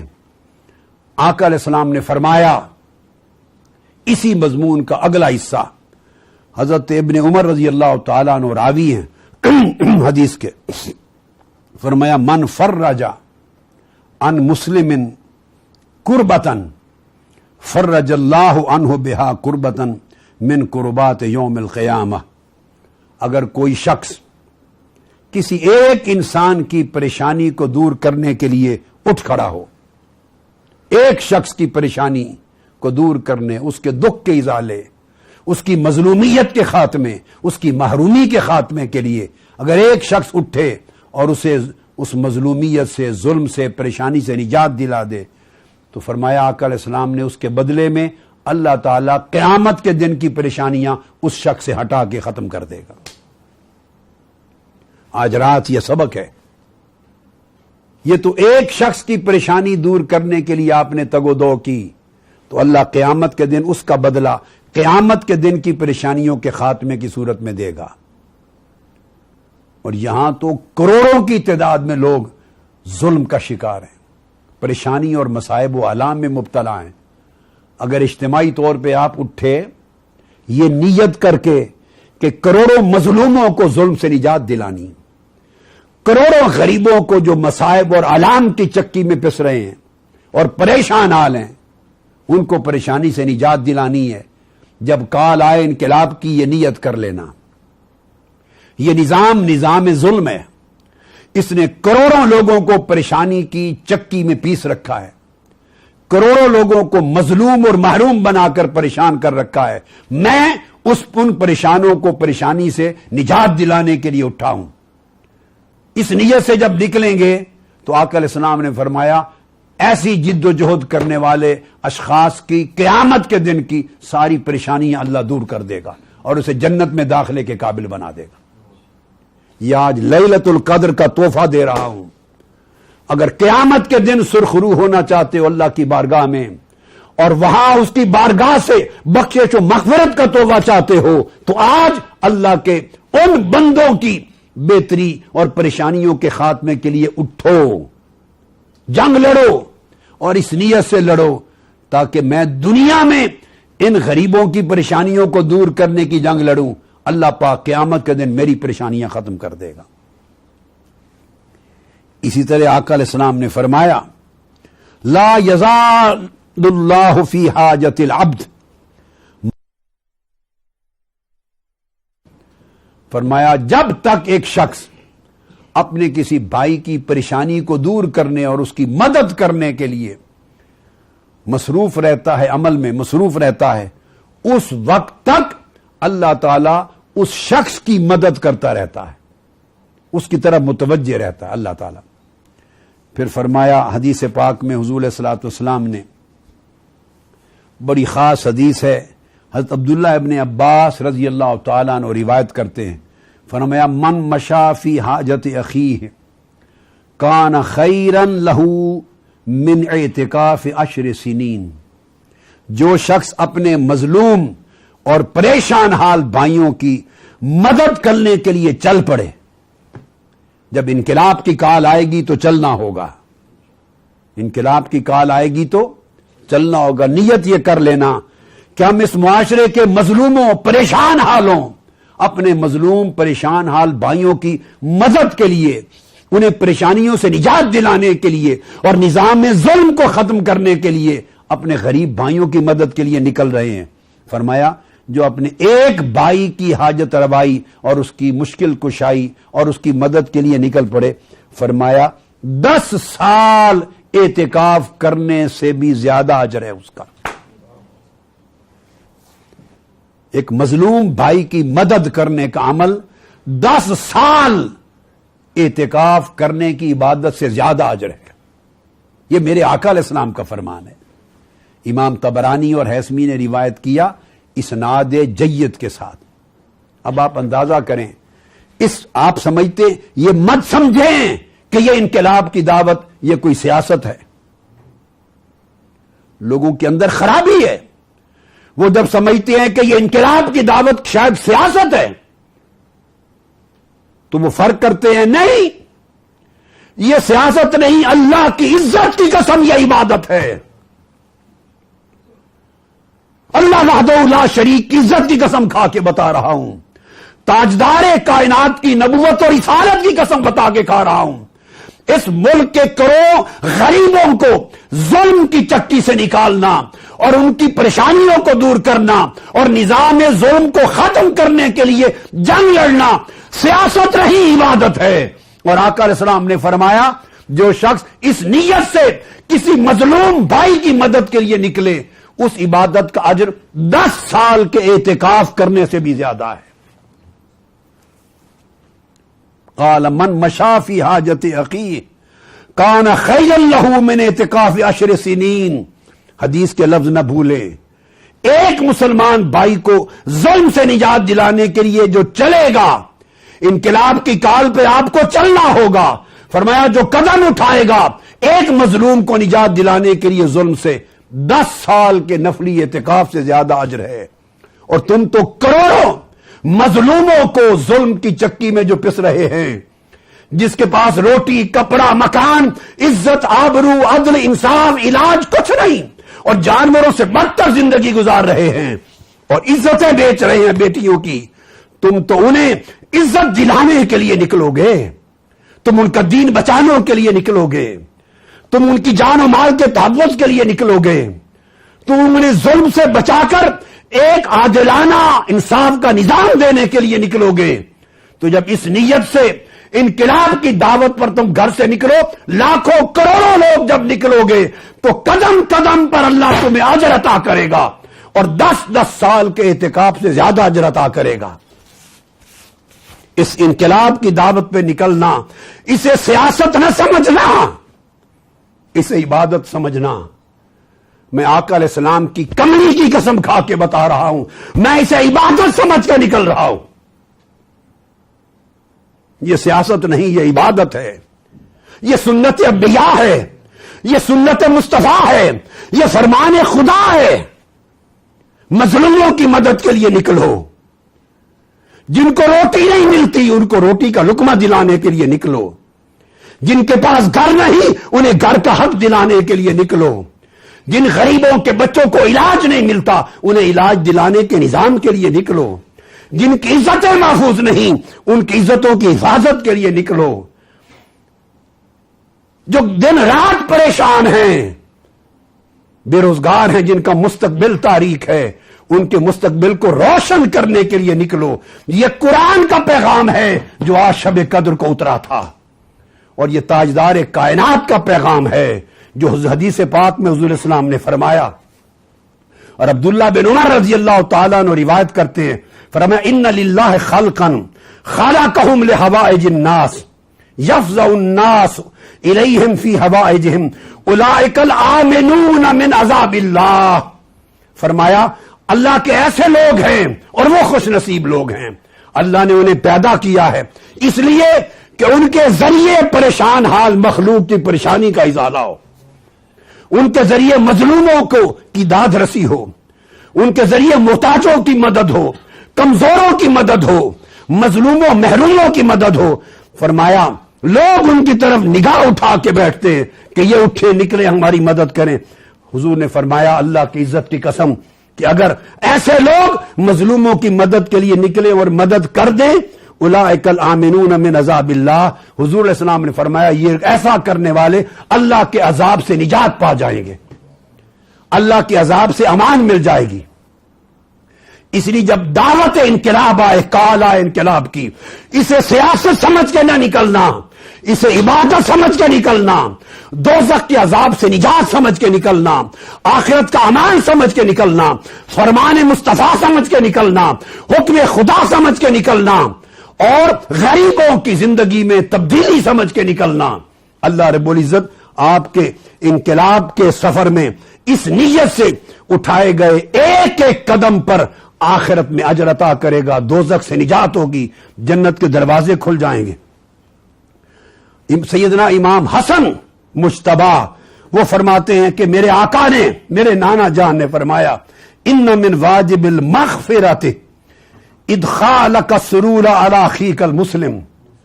فرمایا اگر کوئی شخص ایسی کوشش کرے جس سے اس کا مسلمان بھائی جو مظلوم تھا، روتا تھا، پریشان تھا، اس کی زندگی کا رونا ختم ہو جائے، اس کو خوشی نصیب ہو جائے، وہ مسکرا پڑے۔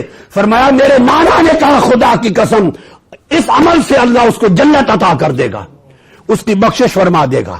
یہ اس کی بخشش کا راستہ ہے کہ کوئی شخص کسی روتے ہوئے کو ہنسا دے، کسی پریشان حال کو پریشانی سے نجات دے دے، کسی دکھی کے دکھ کا مداوع کر دے، کسی محروم کی محرومی کا خاتمہ کر دے، اور اس کی رونے والی آنکھ جس سے آنسو بہتے تھے اس میں خوشی اور امید کا چراغ روشن ہو جائے، اور اس کے مایوس چہرے پر امید کا چراغ کرن آ جائے۔ فرمایا ایسی خوشی کسی کو دے دینا، فرمایا میرے نانا آقا علیہ السلام نے اس کے ذریعے اللہ اس کی بخشش کی گارنٹی دے دیتا ہے، یہ اس کی مغفرت کا راستہ ہے۔ امام مالک فرماتے، امام مالک بن دینار فرماتے ہیں کہ اے شخص اما تعلم ان مشیک فی حاجت اخیک خیر لک من حجۃ بعد حجۃ. حضرت امام مالک بن دینار فرماتے ہیں مسلمان تجھے معلوم نہیں کہ اپنے کسی مظلوم اور پریشان بھائی کی مدد کے لیے نکلنا اور قدم اٹھانا اس کی مدد کے لیے، یہ حج کے بعد حج کرنا، ہر سال حج کے بعد حج کرنا، حج کے بعد حج پہ حج کیے جانے سے زیادہ بڑی عبادت ہے. کیونکہ یہ حج نفلی ہوں گے نا، فرض حج تو ادا ہو چکا. ہم جو ہر سال نفلی حج کرنے جاتے ہیں اور ہر سال نفلی عمروں پر جاتے ہیں، فرمایا حج پر حج نفلی کرتے رہنے سے زیادہ بڑا اجر یہ عبادت ہے کہ کوئی مظلوموں کی مدد کو نکلے. نکلو جب انقلاب کی کال آئے. اسے حضور کے فرمان کے مطابق حج سے بڑی عبادت سمجھ کے نکلو، سیاست سمجھ کے نہیں، عبادت سمجھ کے نکلو.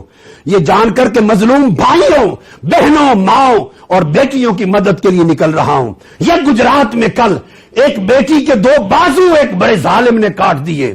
یہ مسلمانوں کا معاشرہ ہے، یہ انسانی معاشرہ ہے. اگر انسانوں کا نظام عدل و انصاف ہوتا، یہ کہاں گئے وزیر اعلیٰ، ارے ظالم قاتل اعلیٰ، یہاں تو نے 100 بندوں پر گولیاں چلا دی اور 14 لاشیں گرا دی، تم ٹس سے مس نہ ہوئے، اور تمہاری حکومت میں وہاں ایک بیٹی کے دونوں بازو کاٹ دیے. چونکہ وہ بڑا طاقتور آدمی ہے. اگر یہ حشر تمہارے کسی بچے کے ساتھ یا کسی MNA وزیر کے بچے کے ساتھ، بچی کے ساتھ ہوا ہوتا تو دیکھتے تمہارا قانون. ایک لڑکا جو لڑکے کے 2 بازو کاٹ دیے بچے کے، دیکھتا کہ تمہارا قانون کس طرح حرکت میں آتا ہے. یا بیٹیاں مر جائیں یا بیٹے کے بازو کٹ جائیں.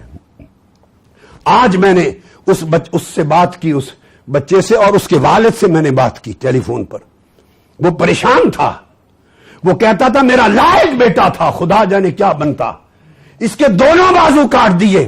کہاں گئی تمہاری حکومت، کہاں گیا نظام سلطنت، کہاں گیا آپ کا قانون اور جمہوریت کے دعوے؟ جھوٹے لوگوں، تم فرعون سے بھی بدتر فرعون ہو کہ تمہارے نظام میں غریب کا کوئی تحفظ نہیں، کمزور کا کوئی تحفظ نہیں.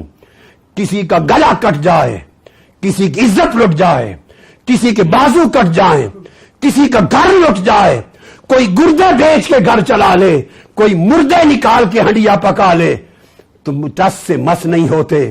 لعنت ہے ایسی جمہوریت پر اور لعنت ہے ایسے نظام پر. ہم ایسے نظام کو نہیں مانتے. ہمیں ایسے مظلوموں کی مدد کے لیے نکلنا ہوگا. اور لوگوں، ایسے مظلوموں کی مدد کے لیے نکلنا یہ عبادت ہے، یہ بہت بڑی عبادت ہے. اور اللہ رب العزت کا اتنا اجر ہے. حضرت انس بن مالک رضی اللہ تعالیٰ عنہ نے فرمایا، امام بخاری نے التاریخ میں روایت کی اور امام طبرانی نے فرمایا، من قضا لأخیہ المسلم حاجتا کان بمنزلت من خدم اللہ عمرہ. خاص حدیث. انس بن مالک فرماتے ہیں کہ آقا علیہ السلام نے فرمایا، جس شخص نے اپنے ایک مظلوم بھائی کی مدد کر دی، ایک مظلوم بھائی کی مدد کر دی، فرمایا اس شخص کو ایک مظلوم کی مدد کرنے کا اجر اتنا ملے گا جیسے اس شخص نے ساری زندگی خدا کی خدمت میں گزار دی. ساری زندگی، بھلے اس کی عمر 50 سال تھی یا 100 سال تھی، اتنا اجر ملے گا ایک مظلوم کی خدمت اور مدد کرنے سے کہ گویا ساری زندگی اس نے اللہ کی خدمت و عبادت میں گزار دی. میں تمہیں پلٹ پلٹ کر یہ سبق اللہ اور اس کے رسول کا دیا ہوا بتا رہا ہوں اور تم تک پہنچا رہا ہوں اور اپنا فرض ادا کر رہا ہوں کہ یہاں تو ایک مظلوم کی مدد کرنے کا اجر ساری زندگی خدا کی خدمت و عبادت کے برابر ہے. اور اگر تم یہاں کروڑوں مسلمان بھائیوں کی مدد کر دو گے اور کروڑوں مظلوموں کو ظلم کی چکی سے نجات دلانے کے لیے نکلو گے اور کروڑوں کمزوروں کو عزت دینے کے لیے نکلو گے اس نیت کے ساتھ، تو اندازہ کر لو کتنے اجر ملیں گے. گویا تم نے سینکڑوں ہزاروں زندگیاں اللہ کی خدمت و عبادت میں بسر کر دی. ہم نے یہ سمجھ رکھا ہے عبادت نام ہے صرف نماز، روزے اور حج زکات کا نہیں. تاجدار کائنات کے تصور اور تعلیمات ایزدی میں عبادت بہت بڑی چیز ہے. حدیث پاک میں آتا ہے صحیح بخاری میں کہ اللہ پاک قیامت کے دن ایک شخص کو کھڑا کریں گے قیامت کے دن, اور اس شخص سے اللہ پاک پوچھے گا میں بیمار تھا تو میری عادت کو کیوں نہیں آیا, میں بھوکا تھا تو نے مجھے کھانا کیوں نہیں کھلایا, میں پیاسا تھا بندے تو نے مجھے پانی کیوں نہیں پلایا. وہ بندہ ہاتھ جوڑ کے عرض کرے گا مولا, صحیح بخاری میں مسلم متفق علیہ حدیث, بندہ عرض کرے گا باری تعالیٰ تو بیمار ہونے سے پاک, میں تیری عادت کیسے کرتا. فرمایا تیرے معاشرے میں تیری سوسائٹی میں وہ شخص بیمار نہیں تھا, تو اس کی تیمارداری کر دیتا تو میں تمہیں یہ اجر دیتا گویا میری تیمارداری کرنے آیا ہے.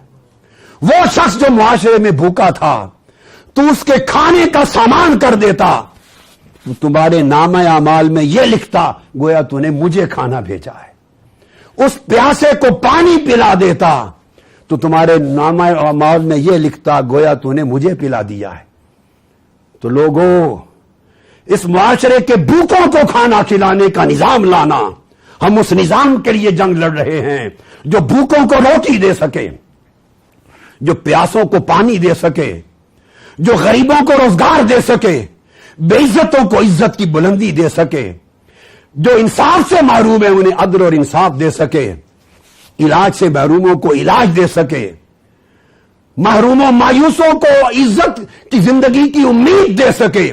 جب اس نظام کو لانے کے لیے آپ نکلیں گے تو آپ تصور نہیں کر سکتے اللہ پاک چھوٹے بڑے سارے گناہ معاف کر کے جنت کے دروازے تم پر کھول دے گا. یہ شب قدر کا تحفہ تھا. اسی شب قدر ہم توبہ کے لیے تو آئے, اللہ سے بخشش و مغفرت طلب کرنے کے لیے تو آئے, اللہ کی رضا خوشنودی مانگنے کے لیے تو آئے, اور وہ اپنی بخشش کا راستہ بتا رہا ہے کہ مجھ سے بخشش چاہتے ہو اور مجھے منانا چاہتے ہو اور میری جنت کا دروازہ کھلا دیکھنا چاہتے ہو تو میرے مظلوم محروم بندوں کی مدد کرو. میں تمہاری پوری عمر اپنی عبادت میں لکھ دوں گا. میرے مظلوم بندوں کی پریشانی کو حل کرنے کے لیے نکلو اور چلو, میں قیامت تمہارے لیے آسان کر دوں گا. تو لوگوں, آج کی رات میرا پیغام شب قدر کا پیغام یہ ہے کہ انقلاب کی کال آنے کو ہے. جو ہی انقلاب کی کال آئے گھروں سے نکل پڑے, پوری قوم نکل پڑے, اور غریب تو نکلے جو محروم ہیں, مگر جن کو روٹی میسر ہے وہ بھی نکلیں. ان کے لیے جن بھائیوں کو روٹی میسر نہیں, جنہیں عزت دی ہے اللہ نے, وہ نکلے ان کے لیے جو عزت سے محروم ہیں. جنہیں روزگار, گھر, عزت, مال, دولت سب کچھ میسر ہے, وہ نکلیں عبادت سمجھ کر, اس لیے کہ اللہ کے وہ بندے جو ان نعمتوں سے محروم ہیں انہیں نعمتیں دلانے والا نظام لانے کے لیے نکل رہے ہیں. قدم قدم پر اللہ آپ کو نفلی حج کا, نفلی عمرے کا, نفلی عبادت کا, اپنی خدمت کا ثواب دے گا, اجر دے گا, اور قیامت کے دن ساری ہولناکیاں ختم ہوں گی, بخشش کے دروازے کھل جائیں گے, اور اللہ پاک بے حساب جنتیں عطا کرے گا. یہ میرا آج کا پیغام تھا شب قدر کا, اور اسی پر دعا کرتے ہیں وما علینا الا البلاغ. اللہم صلی علی سیدنا و مولانا محمد وعلی آلہ وصحبہ وبارک وسلم. یا اللہ, دین کا وہ فہم عطا کر جو تو نے اپنے قرآن میں امت کو عطا کیا اور سارے پیغمبروں کی زبان سے انسانیت تک پہنچایا, اور تاجدار کائنات نے جس نظام کو انسانیت تک پہنچایا. باری تعالیٰ اس قوم کو توفیق دے کہ یہ مظلوموں کی مدد کے لیے نکلیں تاکہ تیری بخشش کے حقدار بن سکیں. میرے مولا, آج شب قدر کی مبارک ساعتوں میں اس قوم کو یہ فکر اور شعور دے کہ یہ محروموں کو محرومی سے نجات دلانے کے لیے نکلیں, اس انقلاب کے لیے نکلیں جس انقلاب کی دعوت ہر پیغمبر, ہر نبی اور ہر رسول لے کے آتا تھا.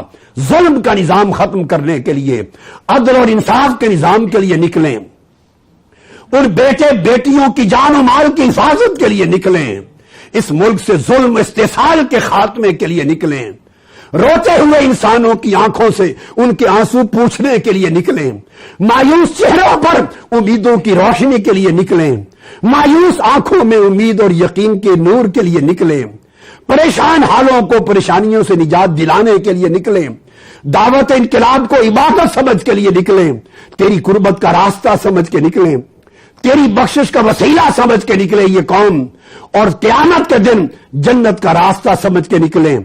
انہیں وہ فہم عطا کر میرے مولا جو قرآن میں تو نے سکھایا اور آقا دو جہاں نے اپنی سنت میں سکھایا۔ جو ہی دعوت انقلاب آئے، یہ انقلاب کی دعوت تو گواہ ہے میرے مولا، ہماری سیاست نہیں، یہ تیری عبادت ہے۔ تیری عزت کی قسم ہم تیری عبادت کی نیت سے نکل رہے ہیں، اس ظلم کے خاتمے کے لیے نکل رہے ہیں، ظلم کے نظام کے خلاف ٹکرا رہے ہیں، مظلوموں کی مدد کے لیے نکل رہے ہیں۔ تیرا وعدہ ہے تم مظلوموں کے ساتھ۔ مولا اس انقلاب کے سفر میں جس کی کال جل دینے والے ہیں، تیرے بھروسے پر، تیری مدد و نصرت کے تکیہ پر اور تیری رحمت پہ توکل کرتے ہوئے تو اس انقلاب کی دعوت پر کامیابی عطا فرما، اپنی مدد و نصرت فرما، اور لوگوں کو بخشش کا یہ راستہ سمجھنے کی توفیق دے، اور پوری قوم کو نکل کر مظلوم، محروم، پریشان، غریبوں، کمزوروں کی مدد کے لیے اٹھ کھڑے ہونے کی توفیق دے۔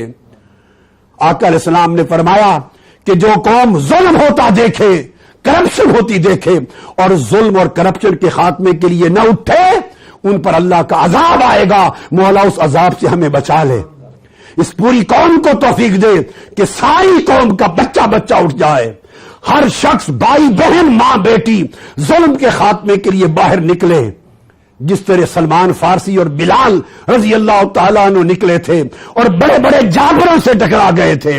مولا تو اپنے کمزور بندوں کی مدد فرمانا، مظلوموں کی مدد فرمانا، محروموں کی مدد فرمانا، یتیموں بیواؤں کی مدد فرمانا، ان کمزوروں کو جو روٹی، کپڑا، مکان، عزت، آبرو سے مارے ہوئے میرے مولا ان کی مدد فرمانا، اپنی نصرت نازل کرنا، اس ظلم کے نظام کا خاتمہ فرما دے، اور پاکستان کی سرزمین کو ریاست مدینہ کا وہ نمونہ بنا دے جو آقا علیہ السلام چاہتے اور جو تو چاہتا ہے، جس کا وعدہ قائد اعظم نے کیا اور جس کا وعدہ لاکھوں انسانوں، مسلمانوں نے قیام پاکستان کے وقت اپنی جان کا نذرانہ دے کر کیا۔ پاک و ہند کے بارڈر پر خون بہے، ہم اس خون سے بے وفا ہو گئے میرے مولا، ہم ان لاکھوں انسانوں کی قربانیوں کو بے وفائی سے روک ڈالا۔ مولا دوبارہ ایفاء عہد کا وقت ہے، وہ پاکستان کی تشکیل تھی، اب پاکستان کی تکمیل کا وقت ہے۔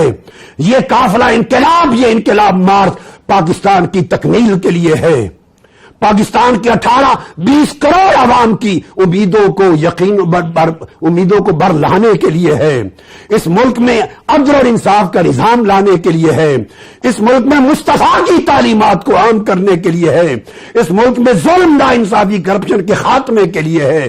تو مدد کر، حوصلہ دے، ہر ایک کو ہمت دے، توفیق دے، عزم دے، استقامت دے، اور مولا ہمارے گناہوں کی بخشش فرما، ہمارے گناہوں کی بخشش فرما، ہمیں اپنی توفیق سے نواز دے، اور تیرے سوا کوئی مدد کرنے والا نہیں، تیرے سوا ہمیں نصرت سے نوازنے والا کوئی نہیں، اور تیری بارگاہ سے فتح کے طلبگار ہیں مولا۔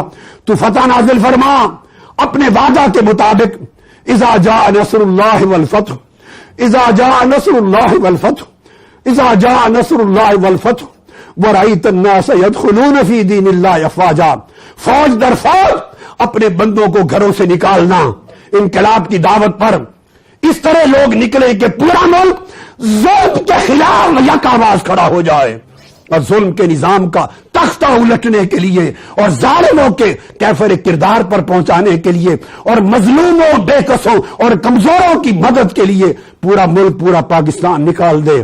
ان کو توفیق دے، پھر ان کو فتح دے، بد امنی نہ ہو، قتل و غارت نہ ہو، سب کی جان کی حفاظت فرما، پرامن طریقے سے ظلم کا خاتمہ کر، اور عدل اور انصاف اور اسلام کا نظام نافذ فرما دے۔ وصلی اللہ تعالی علی سیدنا و مولانا محمد وعلی ازواجہ المطہرات و اولادہ الاطہار و بناتہ الطیبات و خلفاء الراشدین المہدیین و اصحابہ الکرام المتقین المخلصین والتابعین واتباع التابعین والائمۃ السلف الصالحین والاولیاء والعاملین والصالحین وعلینا معهم اجمعین برحمتک یا ارحم الراحمین۔ باری تعالیٰ سب گناہوں کی صغائر کبائر کی معافی کے ساتھ سب کو رخصت کر، ہمارے نامہ اعمال سے سارے گناہ دھو دے، ہماری غفلتوں کو معاف فرما دے۔ ہم تجھ سے اپنے سب چھوٹے بڑے گناہوں کی معافی مانگتے، غفلتوں پر معافی مانگتے ہیں، زلات پہ معافی مانگتے ہیں، خطیات پہ معافی مانگتے ہیں، صغائر و کبائر پہ معافی مانگتے ہیں۔ اور میرے مولا ہمیں اپنی عبادت کی توفیق دے، اپنی بندگی میں، اپنے خشوع اور خضوع میں، اپنی قربت و محبت میں، آقا کی غلامی میں، حضور کے عشق میں، حضور کی اتباع میں، حضور کے دین کی نصرت میں، حضور کے اسرہ پر چلنے کی توفیق عطا فرما، اور پوری کی پوری قوم کو عزم اور ہمت اور طاقت اور استقامت دے، اس طرح جیسے تو نے حضور علیہ السلام کے صحابہ کو عطا کی اسی کی خیرات عطا کر، جیسے اہل بیت اطہار کو عطا کی اسی کی خیرات عطا کر، جیسے ائمہ سلف صالحین اور اولیاء کاملین کو تو نے استقامت عطا کی اسی کی خیرات دے۔ ہم چاہتے ہیں کہ یہ پاکستان پورا ملک خیر کا منبع بن جائے، یہاں سے شر ختم ہو جائے، معصیت ختم ہو جائے، ظلم ختم ہو جائے، ناانصافی ختم ہو جائے، ہر طرف خیر ہو، تیری طاعت ہو، عدل ہو، ہر طرف انصاف ہو، ہر طرف خوشیاں ہو، راحتیں ہو، مسرت ہو، اور بندے تیرے شکر گزار بندے بنے، کوئی ظالم کسی پر ظلم کرنے والا نہ رہے، کوئی ناانصافی کرنے والا نہ رہے، ہر ایک کو اس کا حق ملے اور ہر کوئی دوسرے کا حق ادا کرے، وہ نظام ہمیں عطا کر میرے مولا، جس نظام سے تو خوش ہو، تیرے محبوب خوش ہو، ہماری دنیا بھی سنور جائے اور ہماری آخرت بھی سنور جائے۔ وصلی اللہ تعالی علی سیدنا و مولانا، اور تمام شہداء انقلاب کی بخشش و مغفرت فرما، تمام شہداء انقلاب جو 17 جون کو جن کی شہادت ہوئی اور جن کی شہادت کے خون سے میرے مولا اس انقلاب کے سفر کا آغاز ہوا، ان کو میرے مولا ان کو اعلیٰ درجات عطا کر، اور ضرب عزم میں پاک فوج کے جوان جو شہید ہوئے اس ملک میں دہشت گردی کے خاتمے کے لیے پاک فوج کو عزم و ہمت دے، میرے مولا پاک فوج کی قربانیاں قبول کر، ہماری پاک فوج کو اور طاقت دے، خالد بن ولید جیسا عزم دے، پاک فوج کی قربانیاں قبول کر، ان کی لاج رکھ، اور ان کی کاوشوں سے ملک کو بد امنی دہشت گردی سے بالکل پاک کر کے امن کا گہوارہ بنا دے، اور پاک فوج کے جوانوں کو اعلیٰ علیین میں جگہ دے، اور جتنے لوگ دہشت گردی کا شکار ہوئے اور شہید ہوئے ملک بھر میں، اور ظلم کا شکار ہوئے شہید ہوئے، مولا ان کی بھی بخشش فرما، اور سارے مظلوموں کی مدد فرما، اور ہر حاجت مند کی حاجت پوری فرما، بے روزگار کو روزگار دے، سب لوگوں کو دین، عبادت، تقوی، پرہیزگاری، اپنی قربت اور محبت عطا کر، ہر گھر میں خوشحالی دے، مسرت دے، ہر ایک بیمار کو شفا کاملہ صحت عاجلہ دے، ہر پریشان حال کی پریشانی دور فرما، ہر بیمار کو شفا، صحت اور توانائی عطا فرما، اور ہر شخص دل میں جو حاجت لے کر تیری بارگاہ میں آج آیا ہے مولا اس کی حاجت کو پورا فرما دے، اے حاجت روا، اے مشکل کشا، اے رحمت فرمانے والے، اے کرم فرمانے والے، اے انعام فرمانے والے، ہم سب تیری بارگاہ میں جھولی پھیلا کر محتاج بے کس بن کے تجھ سے مانگ رہے ہیں، تو اپنی رحمت کی بارش فرما، ہر ایک حاجت مند کو اس کی حاجت کے مطابق بلکہ اپنی رحمت کے مطابق عطا فرما دے۔ پاکستان عالم اسلام کی مدد کر، فلسطین پر ہونے والے ظلم کا خاتمہ فرما، غزہ کے مظلوم نہتے مسلمانوں کی مدد کر، اسرائیل کی بربریت اور ریاستی دہشت گردی کا سرجباب کر، امت مسلمہ کو غیرت دے، یو این او کو غیرت دے، وہاں معصوم فلسطینیوں کی مدد کر میرے مولا، اور ظلم سے انہیں محفوظ کر، ان کا خون ندیاں بہ رہی ہیں میرے مولا، ان کی حفاظت فرما، ان فلسطینیوں کو ان کا حق عطا کر، اور ظالموں کو اپنے کیفر کردار تک پہنچا، اور امت مسلمہ کو غیرت دے اور غیرت مند قیادت دے، جو اسلام کے بھی، عالم اسلام کی بھی اور عالم انسانیت کی سب کی خدمت کر سکے اور سب کی قدروں کی حفاظت کر سکے۔ خواتین، عورتیں، مرد، بچے، سب بیماروں کو شفا دے، سب کی حاجتیں پوری فرما۔ اللہم صلی وسلم وبارک علی سیدنا و مولانا محمد وعلی آلہ وصحبہ اجمعین۔ میں دعا کرتا ہوں باری تعالی ہمارے اپنے تمام ٹی وی چینلز جو ہمارے پیغام کو پہنچا رہے ہیں، اور خاص طور پہ ARY نیوز اور ARY نیوز اور QTV، اور خاص طور پہ ARY نیوز جو آج کی رات کا پیغام بھی جس نے دنیا تک پہنچایا اور ہر رات پہنچا رہا ہے، مولا ARY کے تمام مالکان اور انتظامیہ کو بے حساب اجر عطا کر، ان کی نیکی پہ انہیں اجر عطا فرما، یہ بغیر کسی دنیاوی لالچ کے مولا صرف تیرے محبوب کی رضا کے لیے اور صرف خیر کی اشاعت کے لیے خدمت انجام دے رہے ہیں، ان کی مشکلات بھی آسان کر، ان پر اور اپنی رحمتوں کی فراوانی فرما، اور ان کو اور کشادگی عطا کر اور خیر کی اور خدمت کی توفیق عطا کر۔ اللہم صلی وسلم وبارک علی سیدنا و مولانا محمد وعلی آلہ وصحبہ اجمعین برحمتک یا ارحم الراحمین. لا الہ الا اللہ محمد رسول اللہ.